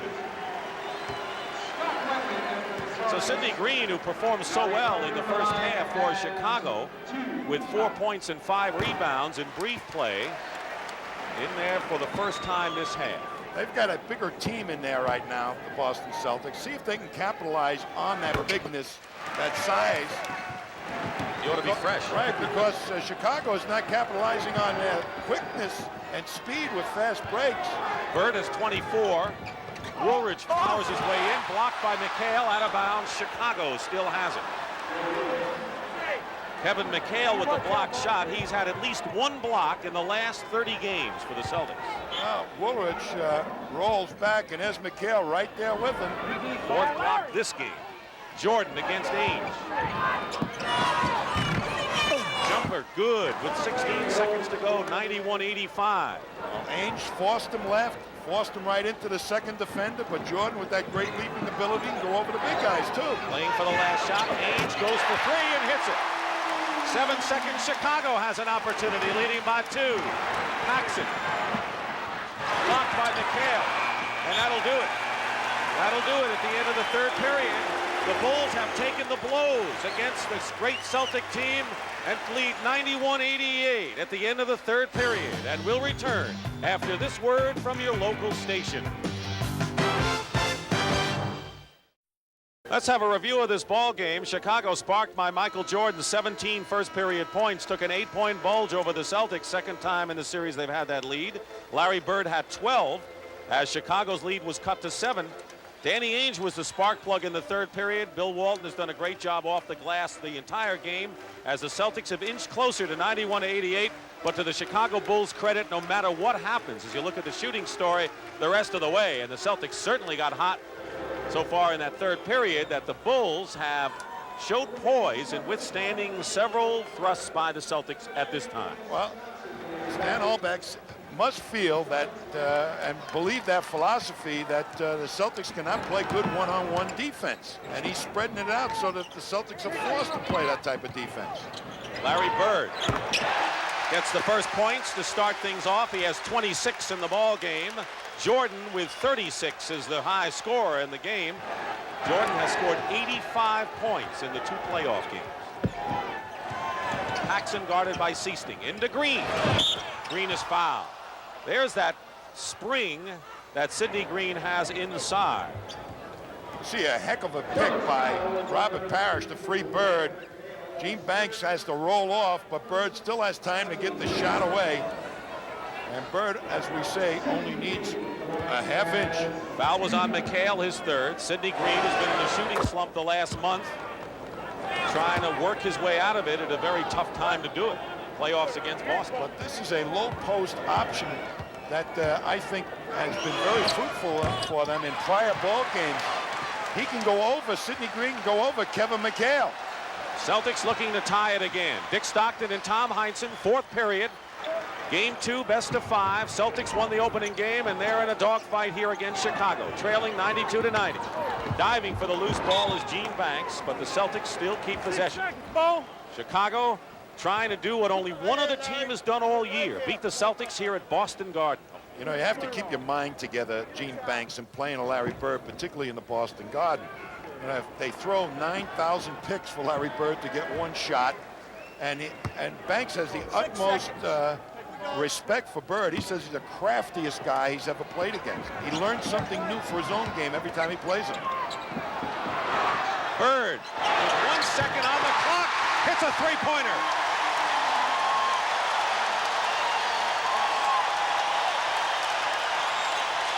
And the Celtics have their first lead since the opening basket of the ball game. Dennis Johnson steals it from Jordan. Inside to Parrish. And traveling call against Robert Parrish. Here is the three-pointer with the clock running down. It comes by accident here. Bird has to pop out as they could have called a foul. Instead, Bird, as the clock is winding down, has to let it fly, and he hits it. So now we'll see how Chicago responds to that knockdown punch by Larry Bird. Bulls with it, trailing by 1. Minute and a half gone by in the fourth period. And a foul. Michael Jordan is fouled by Dennis Johnson, and that'll be number 5 on Dennis. So Johnson with 5. Bill Walton on the bench with 5 fouls, and now he gets off the bench. And Robert Parrish playing with 4, and Parrish will sit down. Parrish today has 6 points and 6 rebounds. There's Orlando Woolridge, who has 20 points in support of Michael Jordan's 36. Now 37 for Jordan. Michael Jordan. Well, you cannot stop him because he handles the ball so much, and so much a percentage of the offense is designed for him to just get the ball and score. 14 for 14 from the line. Chicago regains the lead. McHale going in and is fouled.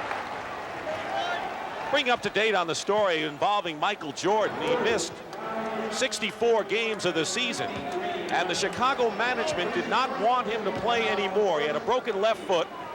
He wanted to play. They said, okay, you can play. They wanted to limit his minutes, and they did. However, he had to sit down with 30 seconds to go and the game on the line against Indiana. He wanted to play. The crowd howled, and Michael Jordan put his foot down and said to the Chicago Bulls management, I'm going to play basketball. That's what I am, a basketball player. And they had to back down, and Jordan has played. And one of the great tributes to integrity and credibility in this sport is on the shoulders of Michael Jordan, I believe. I think it is a great story for him to stand there. He loves to play the game, and he wants to be on a winning team. Nearly 2 minutes gone by in this final period. Boston by 1. Chicago has led virtually all the way. Jordan banks it in, and Jordan with 40 points. He had 49 in game 1. Seesting went out, Ainge came back in, and Ainge has ended up with the defensive assignment now on Give and go. Bird to Dennis Johnson. Corzine the rebound. Ainge is going to guard Jordan now. Sidney Green. Bird. Dennis Johnson.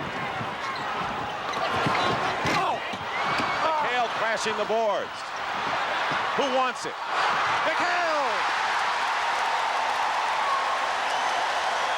He was almost on his back, Tommy. They're figuring you're going to get a foul on the play, too, but no whistle.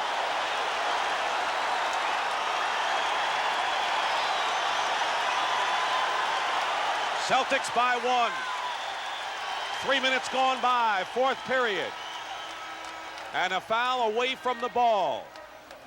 Here it is. They're really banging on the boards. McHale trying to keep it live. Bird knocks it away. There's McHale, gets submarined and shoots the ball, and it should have been a foul. Astonishing shot by Kevin McHale.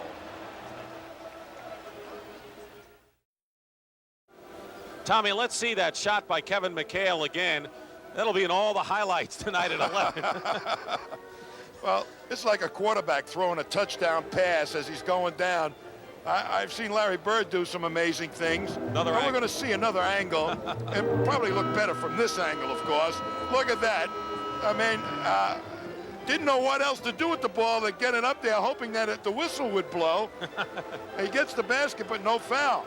We expect more of the same as the playoffs move on next Saturday, 3:30 Eastern.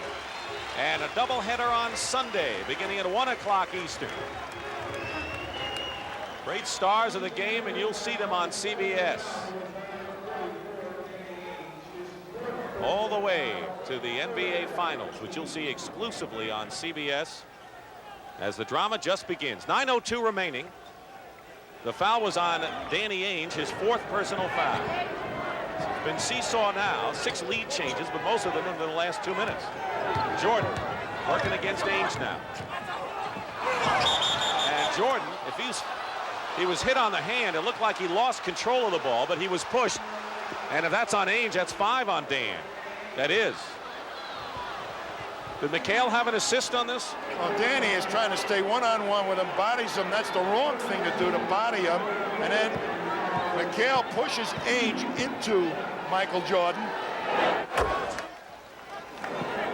That was on Ainge. A lot of fouls called on the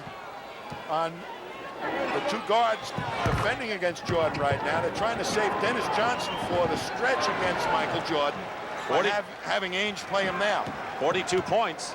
That's what you want. You want Dennis Johnson to be there down the stretch. And he has 5 on the bench. Inside to McHale. See you later. You overplay against McHale, and he gets the ball. Just count it. And the Celtics regain the lead. 25 for Kevin McHale. Boston is really having trouble getting pace going because there's so much poise right now by the Bulls to get the shot they want. Jordan misses. Woolridge has the rebound. Chicago Bulls are playing as if they've been in the playoffs every year for 10 years. Sidney Green misses, and finally the Celtics get it, and McHale the rebound. The Celtics' biggest lead was 2-0, and now they can open up a 3-point lead. Walton, great inside move. Passes to Bird, doubled quickly. Good rotation for Chicago. Dennis Johnson into the ballgame. Sidney Green is fouled. Going for the ball with 7:50 remaining. Stan Albeck's reaction to the action. I like the way his tie flops up and down. And he's got a hop in his step too, huh?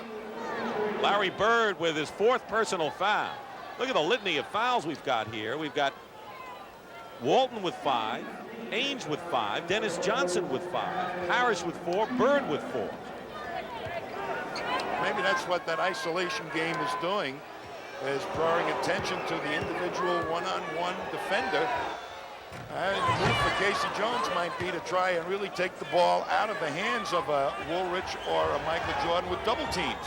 7:50 to go, and a lot can happen. But here's a team, the Chicago Bulls, who lost 52 games. This is the first time a team has made the playoffs with 50 or more losses since the Bulls did it in '68. And they're tied in Philadelphia. And I'd have to say the 76ers, you want to use the old cliche, backs against the wall. They're against the wall now. Can't afford to go down 2-0. With 2 more games coming up. Bird goes for 3. Celtics lead 102-100. They were down by 1. Now they're up by 2. 32 points for Larry Bird. We told you about Bird and Jordan at the start. Blocked. Paxson has a shot blocked, and Ainge will get an easy basket. Olbeck wants a timeout.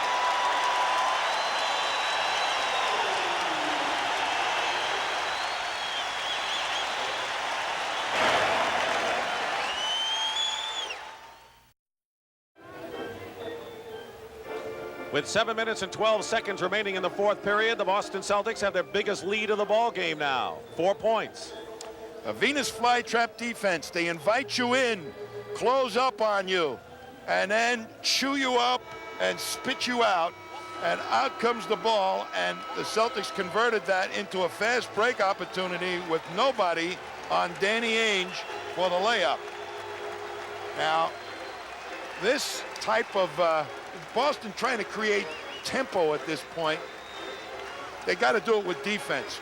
Chicago has really got the pace of the game exactly where they want it. John Paxson guarded by Dennis Johnson.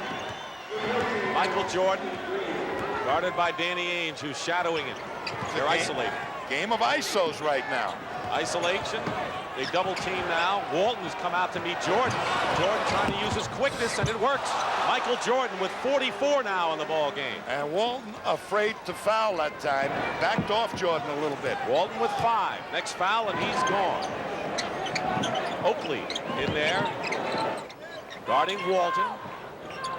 Woolrich on Bird. Bird with 34. Keep in mind, Bird didn't get his first points until 15.5 minutes were gone into the game. And the 2 stars we talked about at the top have not disappointed a soul.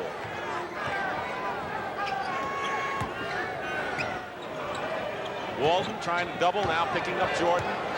Jordan isolated one-on-one. They come around. Basket, no. No basket. The foul before. And Bill Walton is fouled out of the ball game, I believe. Walton is fouled out of the ball game and has played tremendously for the Boston Celtics today. Little pick and roll action forces Walton to end up with Michael Jordan, and he alertly knows that Walton's in foul trouble and has a good opportunity to take it to the hoop. Now Walton kind of bumped him before the shot was taken. Jordan misses the first. Walton 10 points and 15 rebounds today. Jordan hit his first 16 from the line before he missed there.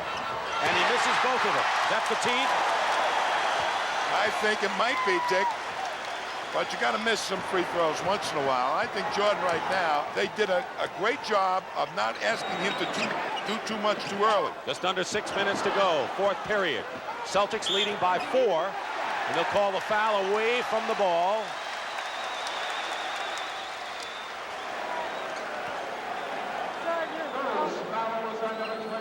Michael Jordan, 2 fouls on Jordan. Parrish in the ball game. He's playing with 4 fouls. Bill Walton fouled out of the ball game. Dennis Johnson is playing with 5.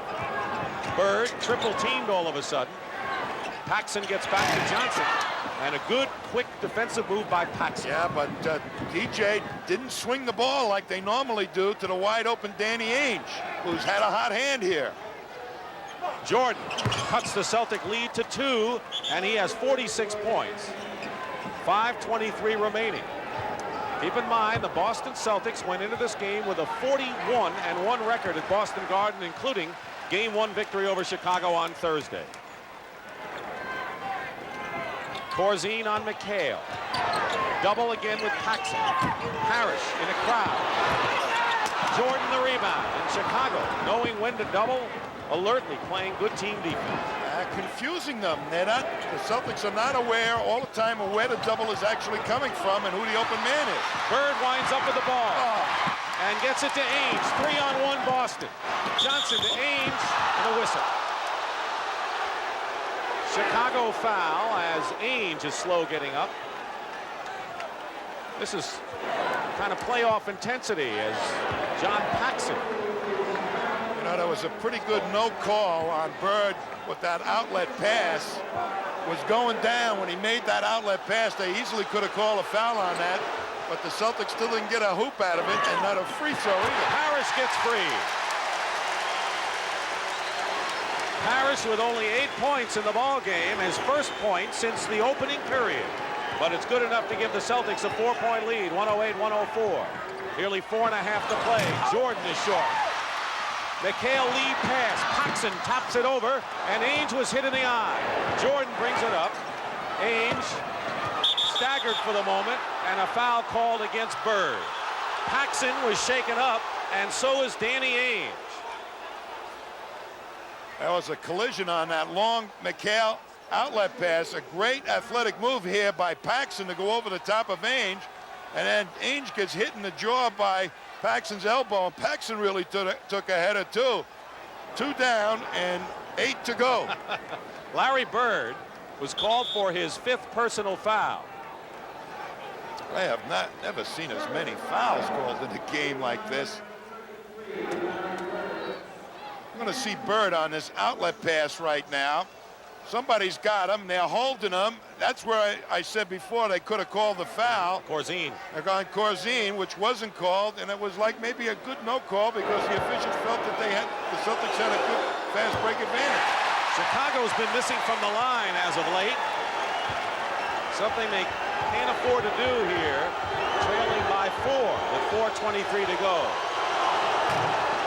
1 out of 2 for Charles Oakley. So Bird with 5 fouls. Dennis Johnson has 5. Walton is fouled out of the game. Parrish, who has 4s on easy street compared to the others. 4:11 remaining. Bird feeding Parrish. Blocked. A block by Woolridge, I believe, or Jordan. We'll check. Chicago with a chance to cut it to 1. What a morale builder that defensive stint was for the Bulls. Jordan. Looks like lately the Bulls have been going to Jordan like they did at the start of the last game. Here he is, the move and the basket. And it's a 1-point game as Stan Albeck urges his team on. 108-107, not much time to go in the 4th. This is not the time, though. I mean, I don't know, Tom, what do you think, to ignore the other guys because you're going to need somebody. Well, did Jordan do it himself? I think Jordan is the guy to go to right now at this phase portion of the game. But the Celtics got to find somebody. Ainge with a fake on Corzine. Hits the shot. 3-point lead again for Boston. It looks to me like the Bulls are going to double anything down low that the Celtics try to use McHale or Parrish. So it may end up in a lap of Danny Ainge and Dennis Johnson to win this ball game for the Celtics. Jordan feeding Corzine. Hook shot, good. Corzine, they've rarely gone to him. 6 points in the game for the veteran. And it's 110-109. But it's been the Bird and Jordan show. Bird with 34. Michael Jordan has 48 on top of his 49 in game 1 on Thursday night. Using that little pick and roll beautifully up top, Jordan and Corzine. There's the time. McHale misses the shot. And the rebound by Oakley. And now Chicago looking to take the lead. Bulls led most of the way. 11-point bulge in the first half, a 10-point lead in the second half. Celtics have fought back. Jordan, short jumper, and it drops, and 50 points for Michael Jordan. That's what Dominique Wilkins had for the Atlanta Hawks yesterday. You get him moving left, and he's still, you think you're going to have an advantage, he's got to bring the ball back to you, but his leaping ability normally takes you right over the top. 11 on the clock, into Parrish, foul. Jordan is saying it was before the shot. And that will result in a timeout with 2:10 to go on the clock of this heated affair. Tommy, let's see the Chicago Bulls do it at both ends of the floor in the sequence. Well, you've got to have a good rotating weak side of your defense. That's Michael Jordan. And he gets over there beautifully to start, and that was a morale builder. Then he comes up the other end, and Kevin McHale playing poor defense, shows him the baseline with no help, and with that leaping ability, Jordan powers it through. Little pick and roll allows Corzine to get into the pack, and against Bird to throw up this swooping hook shot. So the heads of the Bulls are into this win. 2:10 remaining. 111-110, Chicago leading. Parrish, guarded by Oakley. Give and go to Danny Ainge and a foul with 2:01 on the clock. And Charles Oakley has picked up his 5th personal foul. The rookie from Virginia Union, who's been as good as any rookie the second half of this year. Better than most. Ainge. Rare miss for Danny Ainge, a 90%er from the line. Now we'll try to tie it up for the Celtics. A very cocky kid, loves to be in these type of situations. We want to welcome the audience that saw the Washington Bullets and the Philadelphia 76ers. This is Dick Stockton and Tom Heinsohn. We're under 2 minutes to go in a tie game. The Celtics trying to take a 2-0 lead over the Bulls. The 76ers are 1-1 now with their victory over Washington. Michael Jordan has been a sensational show again. 52 points for Michael Jordan, and Chicago leads by 2. The leading scorers in this game, Michael Jordan and Larry Bird. And the Bulls are within 134, becoming only the 2nd team to beat the Celtics in the Garden this year. Harris, McHale, offensive rebound, knocked out of bounds. Celtics wanted goaltending. Jordan knocked it out of bounds. No call from the officials. Dick, we've seen the Bulls control the tempo of this game practically for the entire length, slow it down, and get the type of offense they wanted. And a timeout called by the Celtics.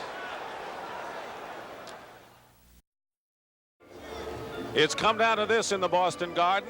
Dick Stockton and Tom Heinsohn with 1:25 remaining in the final period, and the Chicago Bulls lead by 2. The timeout story and the fouls situation, which has played a major role here. Bill Walton has already fouled out for the Boston Celtics. Dennis Johnson, Danny Ainge, and Larry Bird have 5. Oakley with 5, and a host of people with 4.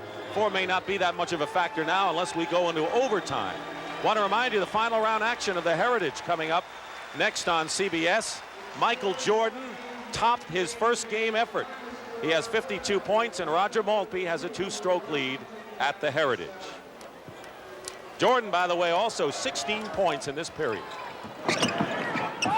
Celtics trying to find the matchup that can be the most productive. They try to use McHale. Corzine did a decent job on him. Now they're going to, I think, maybe go to Parrish. 10 on the clock. Double on Parrish. Dennis Johnson penetrates, draws the foul, and gets the basket. Big play by Dennis Johnson. Can you imagine he didn't make the All-Star team? There may not be a more clutch backcourt performer in the league all around than Dennis Johnson. As a double team, they left Dennis Johnson, and he took it to the pack, and Paxson did not get over there quite quick enough. Dennis scored, got a chance for the 3-point play. So tough as a penetrating guard because he's 6'5" and he's got that solid body. Well, he didn't take the outside shot. He took it to the hoop. He's a tough penetrator. Celtics by 1. All eyes on Jordan with 52. Short, but there's Oakley fighting inside. No foul, blocked. Robert Parrish picks it off, and the Celtics, with under a minute to go, has the lead by 3. Make it 114. Now it's 3. Ainge to McHale.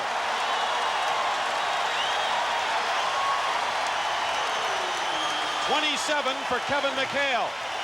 Those big guys run down the middle of the floor. They get open. It's been the Celtics story this year.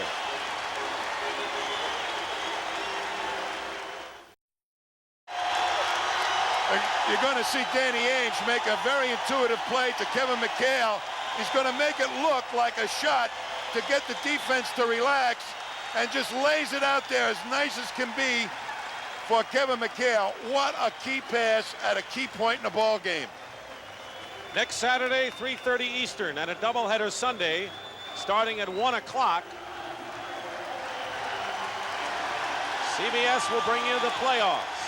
Kevin McHale, the latest hero. And the Chicago Bulls have talked things over.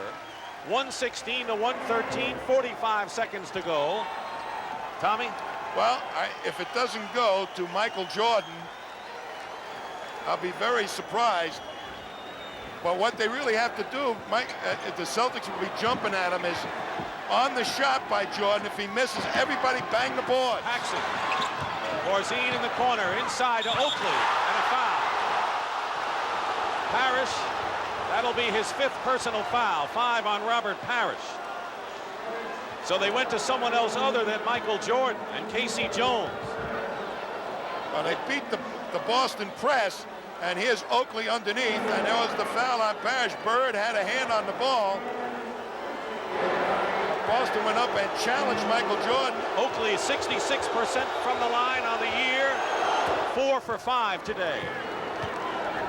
But when they pushed it up, the rest of the defense of the Celtics wasn't into play. Good move by Paxson to create it. And the Celtics lead by 2. And now Chicago has to play defense right here and not allow the Celtics to score and perhaps not to foul. They'll get another possession. 23 seconds and 11 on the shot clock. Bird guarded by Woolridge. Bird fires it up blindly. Parrish loses it to Oakley.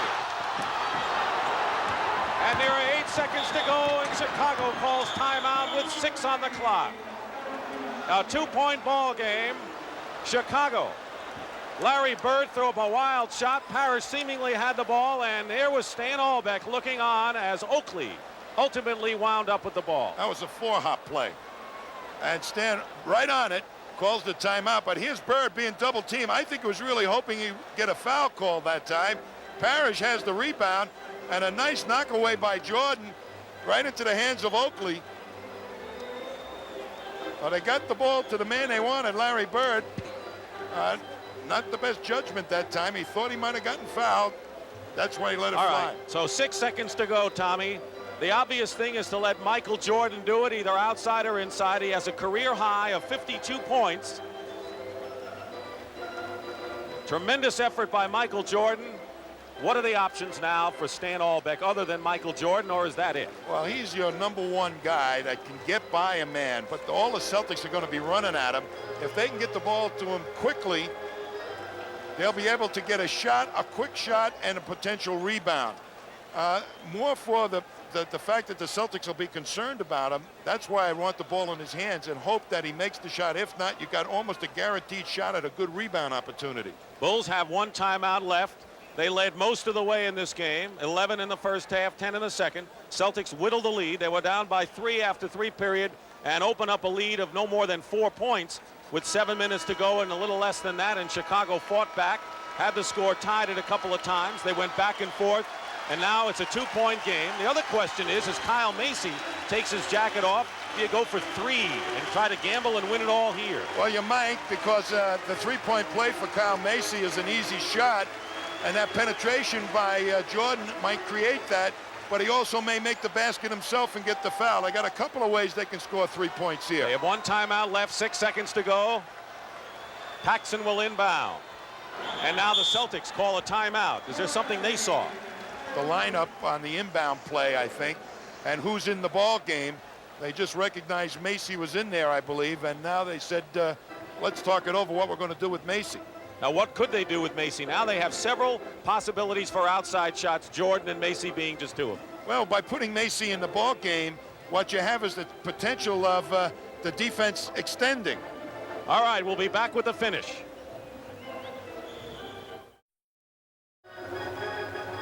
The Chicago Bulls have given the Boston Celtics a tremendous battle today, but need 2 points to tie, perhaps 3 to win with 6 seconds to go. Michael Jordan with a career high of 52 points on the heels of 49 in game 1. Larry Bird with 34 points and 11 rebounds today. And talking about whether to go for 3 or 2, keep in mind that Bird has 5 fouls, Parrish has 5, Walton's out of the game. Chicago may be better off going for 2, but who knows? They got Paxson and Macy in there. By having them in the lineup, that might extend the Celtics defense. Wedman is in for Boston for defensive purposes. That's the change the Celtics made. Michael Jordan working against Dennis Johnson. Clock running down, 3 seconds, 3-point shot, no good. And a foul, wait. A foul against Kevin McHale has been called by Middleton with no time showing on the clock. Kevin McHale can't believe it. Kevin McHale has been called for the foul on Michael Jordan from 8 feet beyond the 3-point line. I have to see it myself. Here's Kevin coming all the way, and we didn't see what actually happened, but players do fake the foul.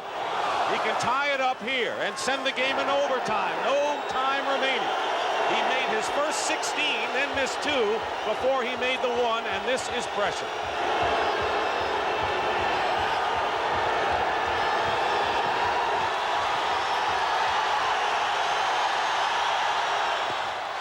Overtime in game 2 of our best-of-5 first-round NBA playoff. And the Chicago Bulls are trying to do what only the Portland Trail Blazers have done so far this year, beat the Celtics in Boston. We're going to see it. We can't really see whether Kevin McHale fouled him or not, but boy, that shot, McHale has to go out there to react. And whether the foul actually took place or not, I couldn't see because I was following the flight of the ball too. So McHale didn't think so. He was telling Larry Bird that when he went by, Jordan stuck out his arm and knocked himself down, but Stan Olbeck sees it the other way, of course.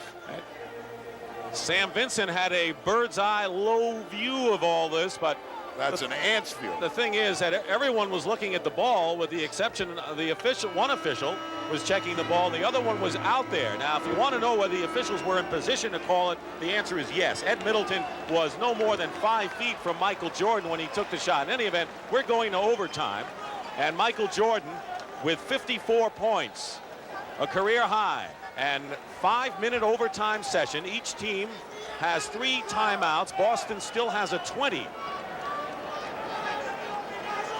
He'll jump center with Woolridge jumping against Parrish. On the 4th foul, the team will get into the bonus. And the foul trouble situation becomes major now, as we have a slew of players with 5. Celtics control. Their biggest lead was 4. Biggest lead for the Bulls was 11 in the first half. McHale against Corzine, doubled with Jordan. Loses the ball. Recovers it. Bird. Ainge. And Corzine holds on for the rebound. As that double team again, they had trouble finding the open man. Kevin McHale normally is able to find and locate that open man. Jordan's 54 points ties John Havlicek for the 4th best individual single game effort in playoff history. Long range, Jordan hits it, 56 for Jordan, and that ties the Chicago Bulls all-time leader, Bob Love, who had 56 in a game. And the Bulls lead by 2. That kind of answers your question about whether it's tied or not. You don't start hitting outside shots like that at the tail end of a ball game if you're tired. I think he was used wisely in the offense in the early part of the game by Stan Olbeck. Pick and roll, Harris. Rebound by Oakley. And Chicago, with a little more than a minute gone by, with a 2-point lead and content to walk it up floor.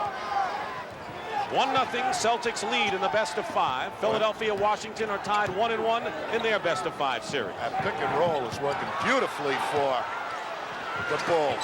Woolridge over Ainge, short. McHale clears, and the Celtics looking to tie it up. Bird, Ainge. That's what they didn't do most of the game, Tommy, run the floor. It takes willpower to create tempo, to push it at the defense. They've been playing at the rhythm of the Bulls all afternoon long. Ainge 20 points in the ball game. Bird leads with 34. Jordan is 56. 10 10 on the clock. Woolridge going in strong. No basket. They call him for the offensive foul. And that'll be 5 on Orlando Woolridge. So Woolridge and Oakley have 5 fouls for Chicago. Bird, Parrish, Dennis Johnson, and Danny Ainge all with 5 for the Celtics. And they're all on the floor. Bird. Trying to feeds inside. It's still Celtic ball with 2:55 on the clock.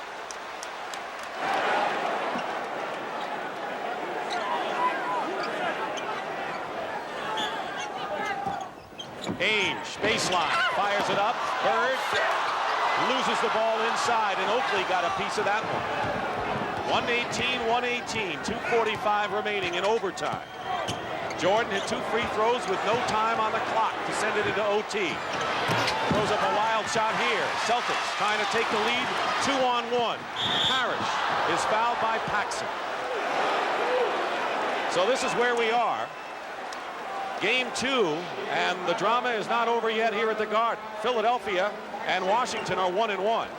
The Nets and Milwaukee play later, with the Milwaukee Bucks leading 1-0 in their best of 5, and Atlanta will take a 2-0 lead to Detroit this week in their series.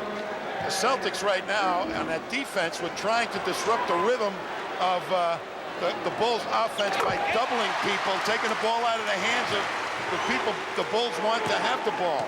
Michael Jordan, Woolridge, and it's creating a little confusion for the Bulls. They're not going to get the good shots, it looks like, but Boston has to convert. 1-point lead for the Bulls. Jordan and Johnson fighting for the loose ball. You want to talk about macho pride for offense and defense right there. And the Bulls will have it with 17 seconds on the clock, leading by 1. Check that. The Celtics lead 119-118. Free throw by Parrish, the difference right now. Woolridge going up strong, and it's Chicago now, 120-119. Sit back and watch this one. They're taking shots at each other. Haymakers. This crowd is quiet. Parrish lost it to Corzine, and under 2 minutes to go, Chicago with a 1-point lead and the ball. This is a team that lost 52 games this year. Worst record of any team in the playoffs. Celtics with the best record in the league, 67-15. They're this close. 3 on the shot clock. Jordan, basket, good, and a foul. And a big basket for the Chicago Bulls. And Jordan could give them a 4-point lead. 58 for Michael Jordan. Why isn't he tired right now? Well, 2 things, I think. 1, he missed a great portion of the season. He doesn't have the normal fatigue. And 2, they used him very wisely in the offense in the first part of the game. Dennis Johnson has, let's see, fouled out of the ball game, and Jerry Seasting has come in. He fouls out with 15 points. 59 for Michael Jordan. Second best playoff ever in a single game to Elgin Baylor's 61. We could see an all-time record established. Seasting in a crowd. Fall away. Basket good and a foul. Jerry Seasting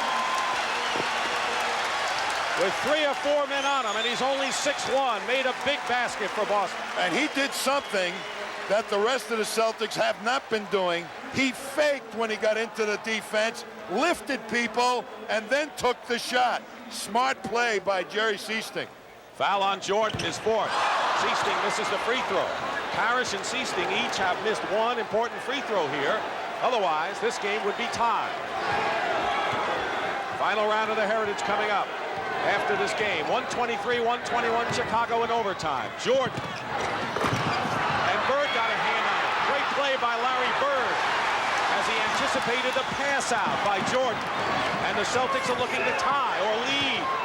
Bird, Parrish, foul. That was the only play Chicago had, and even the Celtics are off their chairs.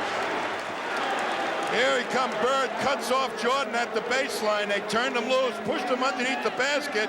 The ball, a pass out, hit the net, so it ends up in the hands of Robert Parrish.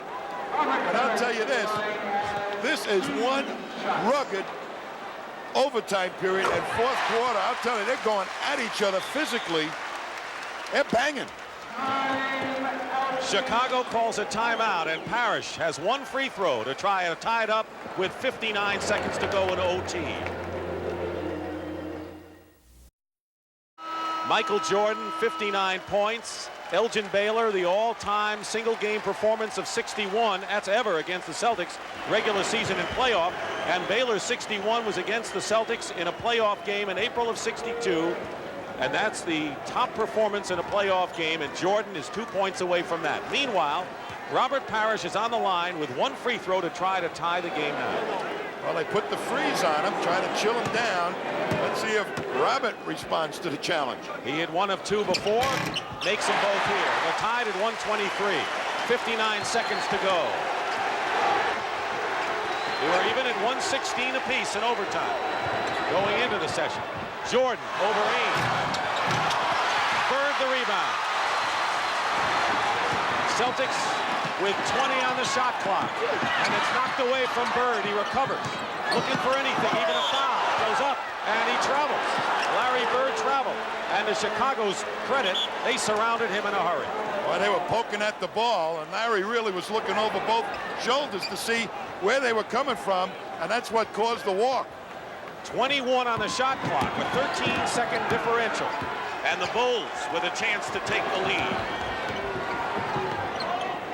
Woolridge against McHale, going in against both. Tipped up and in, and it was Corzine with the tip-in. And with 22 seconds to go, the Bulls lead again, 125-123. And the Celtics will call a timeout and 15 seconds to try to tie it or win it in a fantastic playoff game from Boston Garden.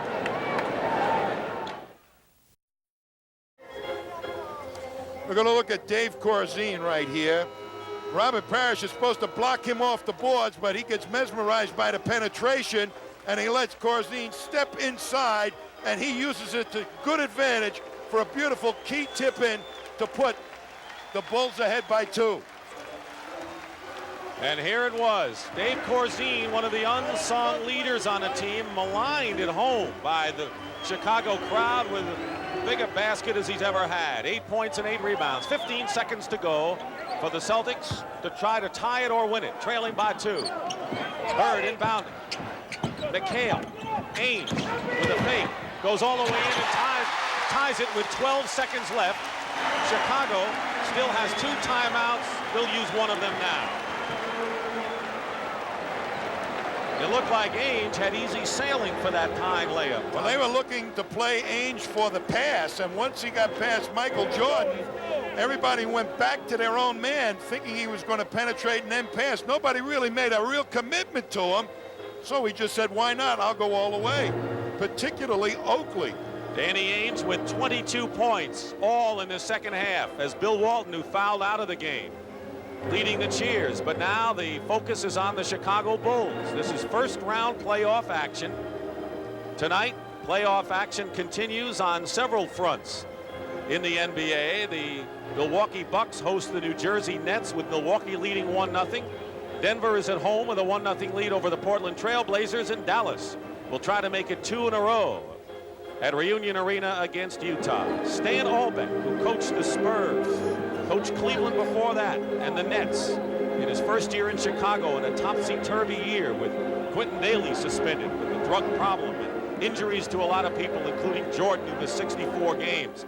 He didn't really have his true team until the last couple of weeks. And this game here, they're functioning so well and in developing the roles that I didn't think that they would be able to do, but they have really been outstanding today. Let's not forget Juwan Oldham, the 7-foot center, who is one of the top shot blockers in the NBA, who, if the series goes to 4 games, would be eligible to come back. And Oldham has had a broken cheekbone. He missed the last 18 games, and if Chicago can win here, he'll get a chance to play against the Celtics. But they haven't won this. It's 125 all, 12 seconds to go in the first overtime session. Well, is Michael Jordan going to get it again? The Celtics are trying to keep the ball away from him. And it goes to Corzine. He's got to get rid of it.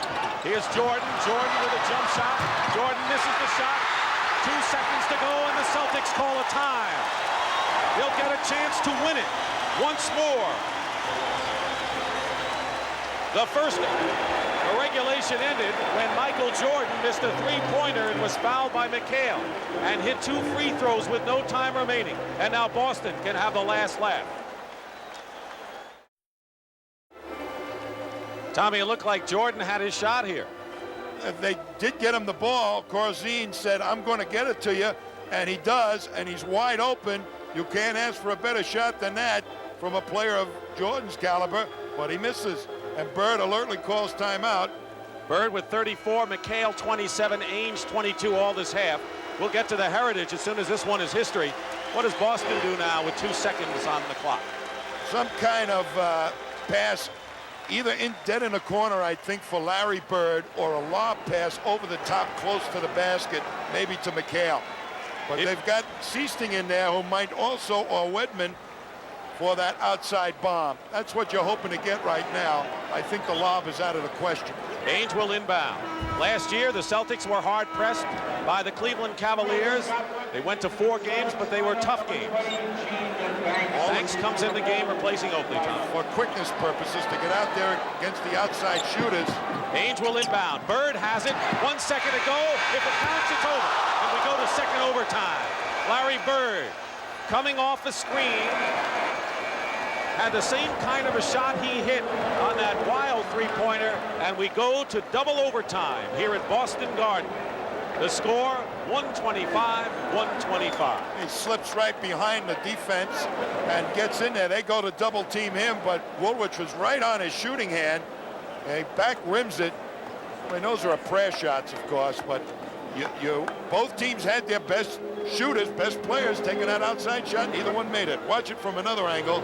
There's Woolwich right on the shooting hand. Tommy, I know that we're not into the finals and the drama of the finals, but you know, this is kind of like the shades of the Boston Celtics and the Phoenix Suns in a 3 overtime game that you remember. Remember that one? I remember it very well. I'll tell you, I fainted in the locker room after that one. I don't think it's going to happen to me tonight. No, you won't faint because you're in good shape right now. But we have seen a marvelous game, because there's no question that the Boston Celtics had the height advantage with that great front line. Chicago really hasn't had the unit. And, you know, while we give the Bulls a lot of credit for staying in and sending this game to double overtime, they had many chances to win, and the Celtics just would not allow it. And they've been the team that has been in more foul trouble than the Bulls today. I think the Bulls have played the game exactly the way they wanted to. The Celtics were not able to break the rhythm of the tempo of the game that the Bulls established. Never got pace into it, never got any easy baskets. The Celtics sometimes feel that we've got the best low post players to go to all those matchups. We'll win it that way. It didn't work out that way so far. All right, now we go to a second overtime. Now, as the game goes on, is there any kind of emphasis that maybe shifts when you get into a second 5-minute session? Well, I think right now Danny Ainge is saddled with 5 fouls, and if he ends up fouling out, one of their good outside shooters goes by the boards, and then Rick Carlisle or somebody else maybe will have to come in, David Thirdkill, to try and play Jordan, and that could be a big factor.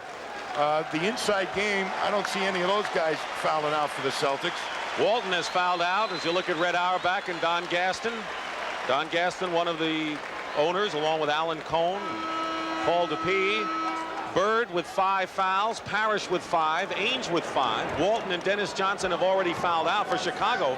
Charles Oakley and Orlando Woolridge both have 5 personal fouls. So Parrish and Woolridge will jump again, and they've done this before.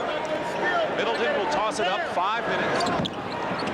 3 timeouts apiece. Boston still has a 20 that they have at their behest. And penalty and bonus on the 4th team foul. And they're going right at Danny Ainge, it looks like, or try to.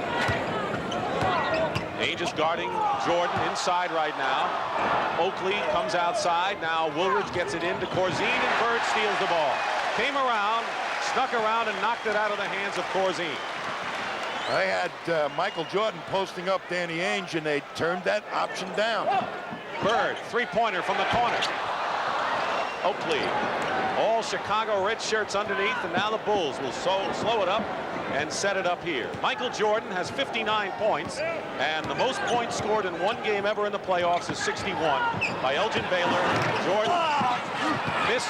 Corzine loses it. Here comes Ames as Bird gets it out to him. Paxson is back. Seasting open. Woolridge, a good play to get to him. A minute gone by. Bird hits, and the Celtics lead, and it took 1 minute and 5 seconds to do it. Seasting, real good poise to hold up and find Larry Bird.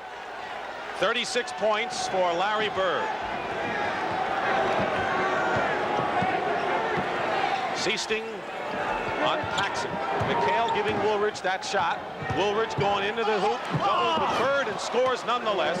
And 24 points now for Orlando Woolridge, and we're tied.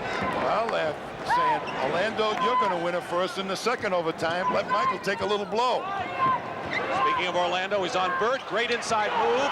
Ball knocked away, and it was last hit off of Woolridge, who was out of bounds. So the Celtics will maintain possession. 12 seconds on the shooting clock.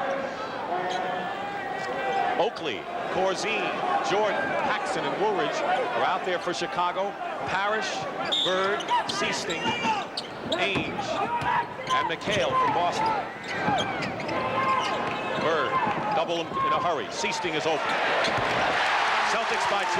Now that is absolutely the wrong guy to leave on a double team right now, because Bird is going to look for him. And a little trap action defensively by the Celtics, but Paxson brings it across. Under 3 minutes to go in the second overtime session. We were 116 apiece after regulation, 125 all after 1 overtime. Corzine, no basket, traveled before the shot. He moved that back foot, and now the Celtics with a 2-point lead and possession. Little pick and roll play is causing the Celtics trouble. They're switching onto Michael Jordan, and Corzine is getting a mismatch against the little guy. McHale, Seasting all alone in 3-point territory. Bird coming out. Bird throws it away. Long pass, Woolridge. Woolridge in a crowd, blocked by McHale. Loose ball out of bounds. And it's Celtics possession. You know, Tommy, you wonder whether the Celtics, looking for 3 points, are saying to themselves, we've had enough of this Chicago team. Let's just blow them out here. Well, they got to go find some place to get that shot. Seasting's the guy. They should be looking on a double team. McHale finds Seasting. Quick pass. Good one. Ames. Timeout, Chicago.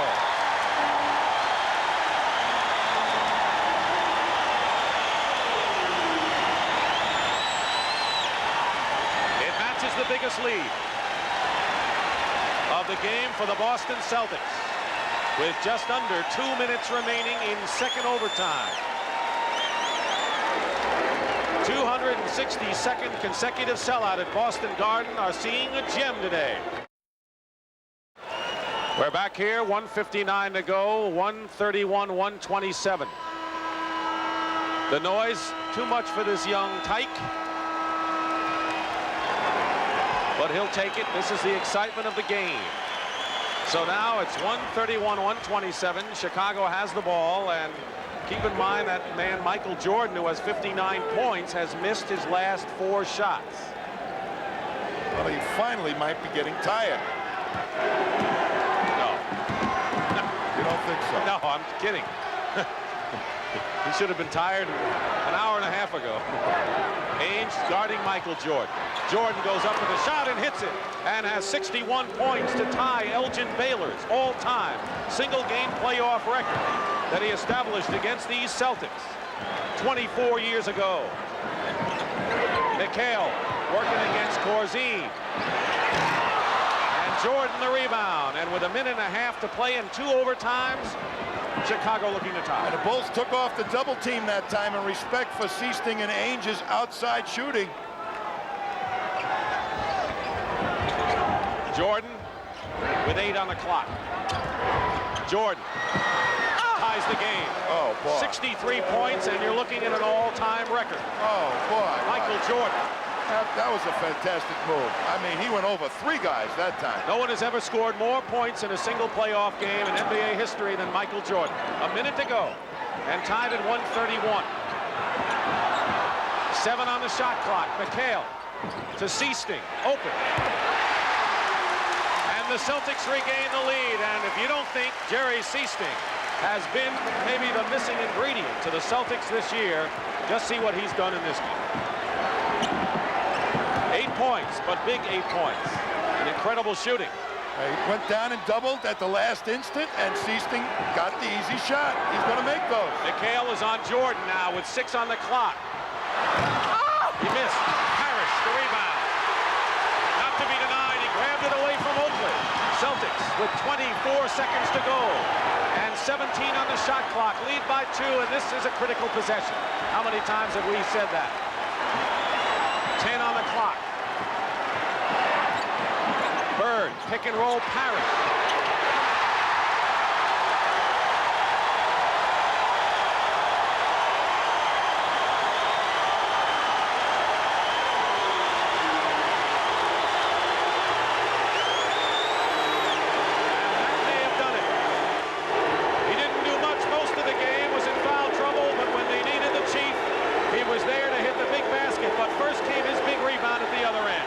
Tell you, a big rebound, and somebody hit him at the ankles, I think.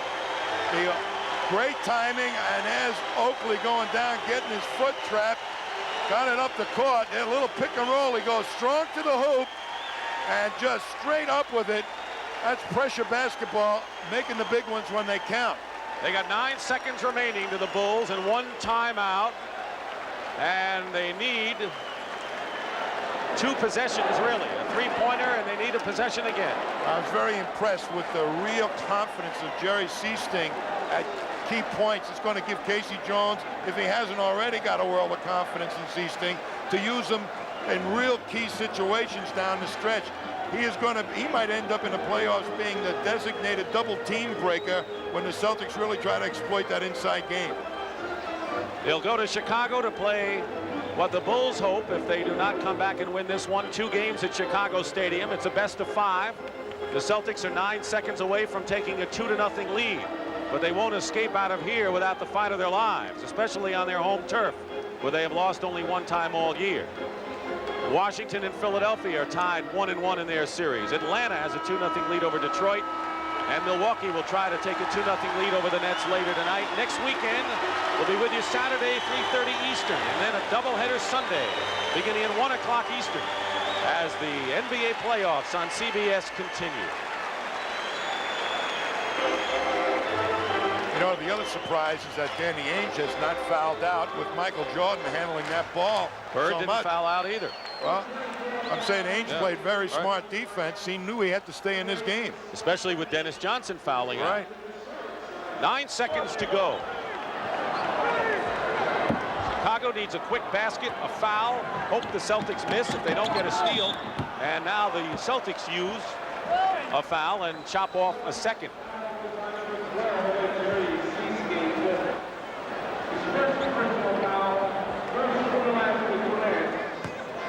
Next foul will result in the bonus, so they had 1 foul to give in the overtime.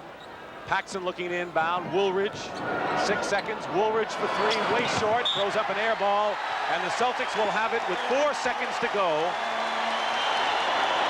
And a hard-fought victory for the Boston Celtics to take a 2-0 lead over Chicago in their best of 5. Our Miller Lite most valuable player of the game is Michael Jordan with an all-time record 63 points in a single playoff game. Coming up, final round action from the Heritage. So for Tom Heinsohn and Pat O'Brien, Dick Stockton saying so long from Boston Garden. The final score, the Celtics 135, the Bulls 131. The NBA on CBS has been a presentation of CBS Sports.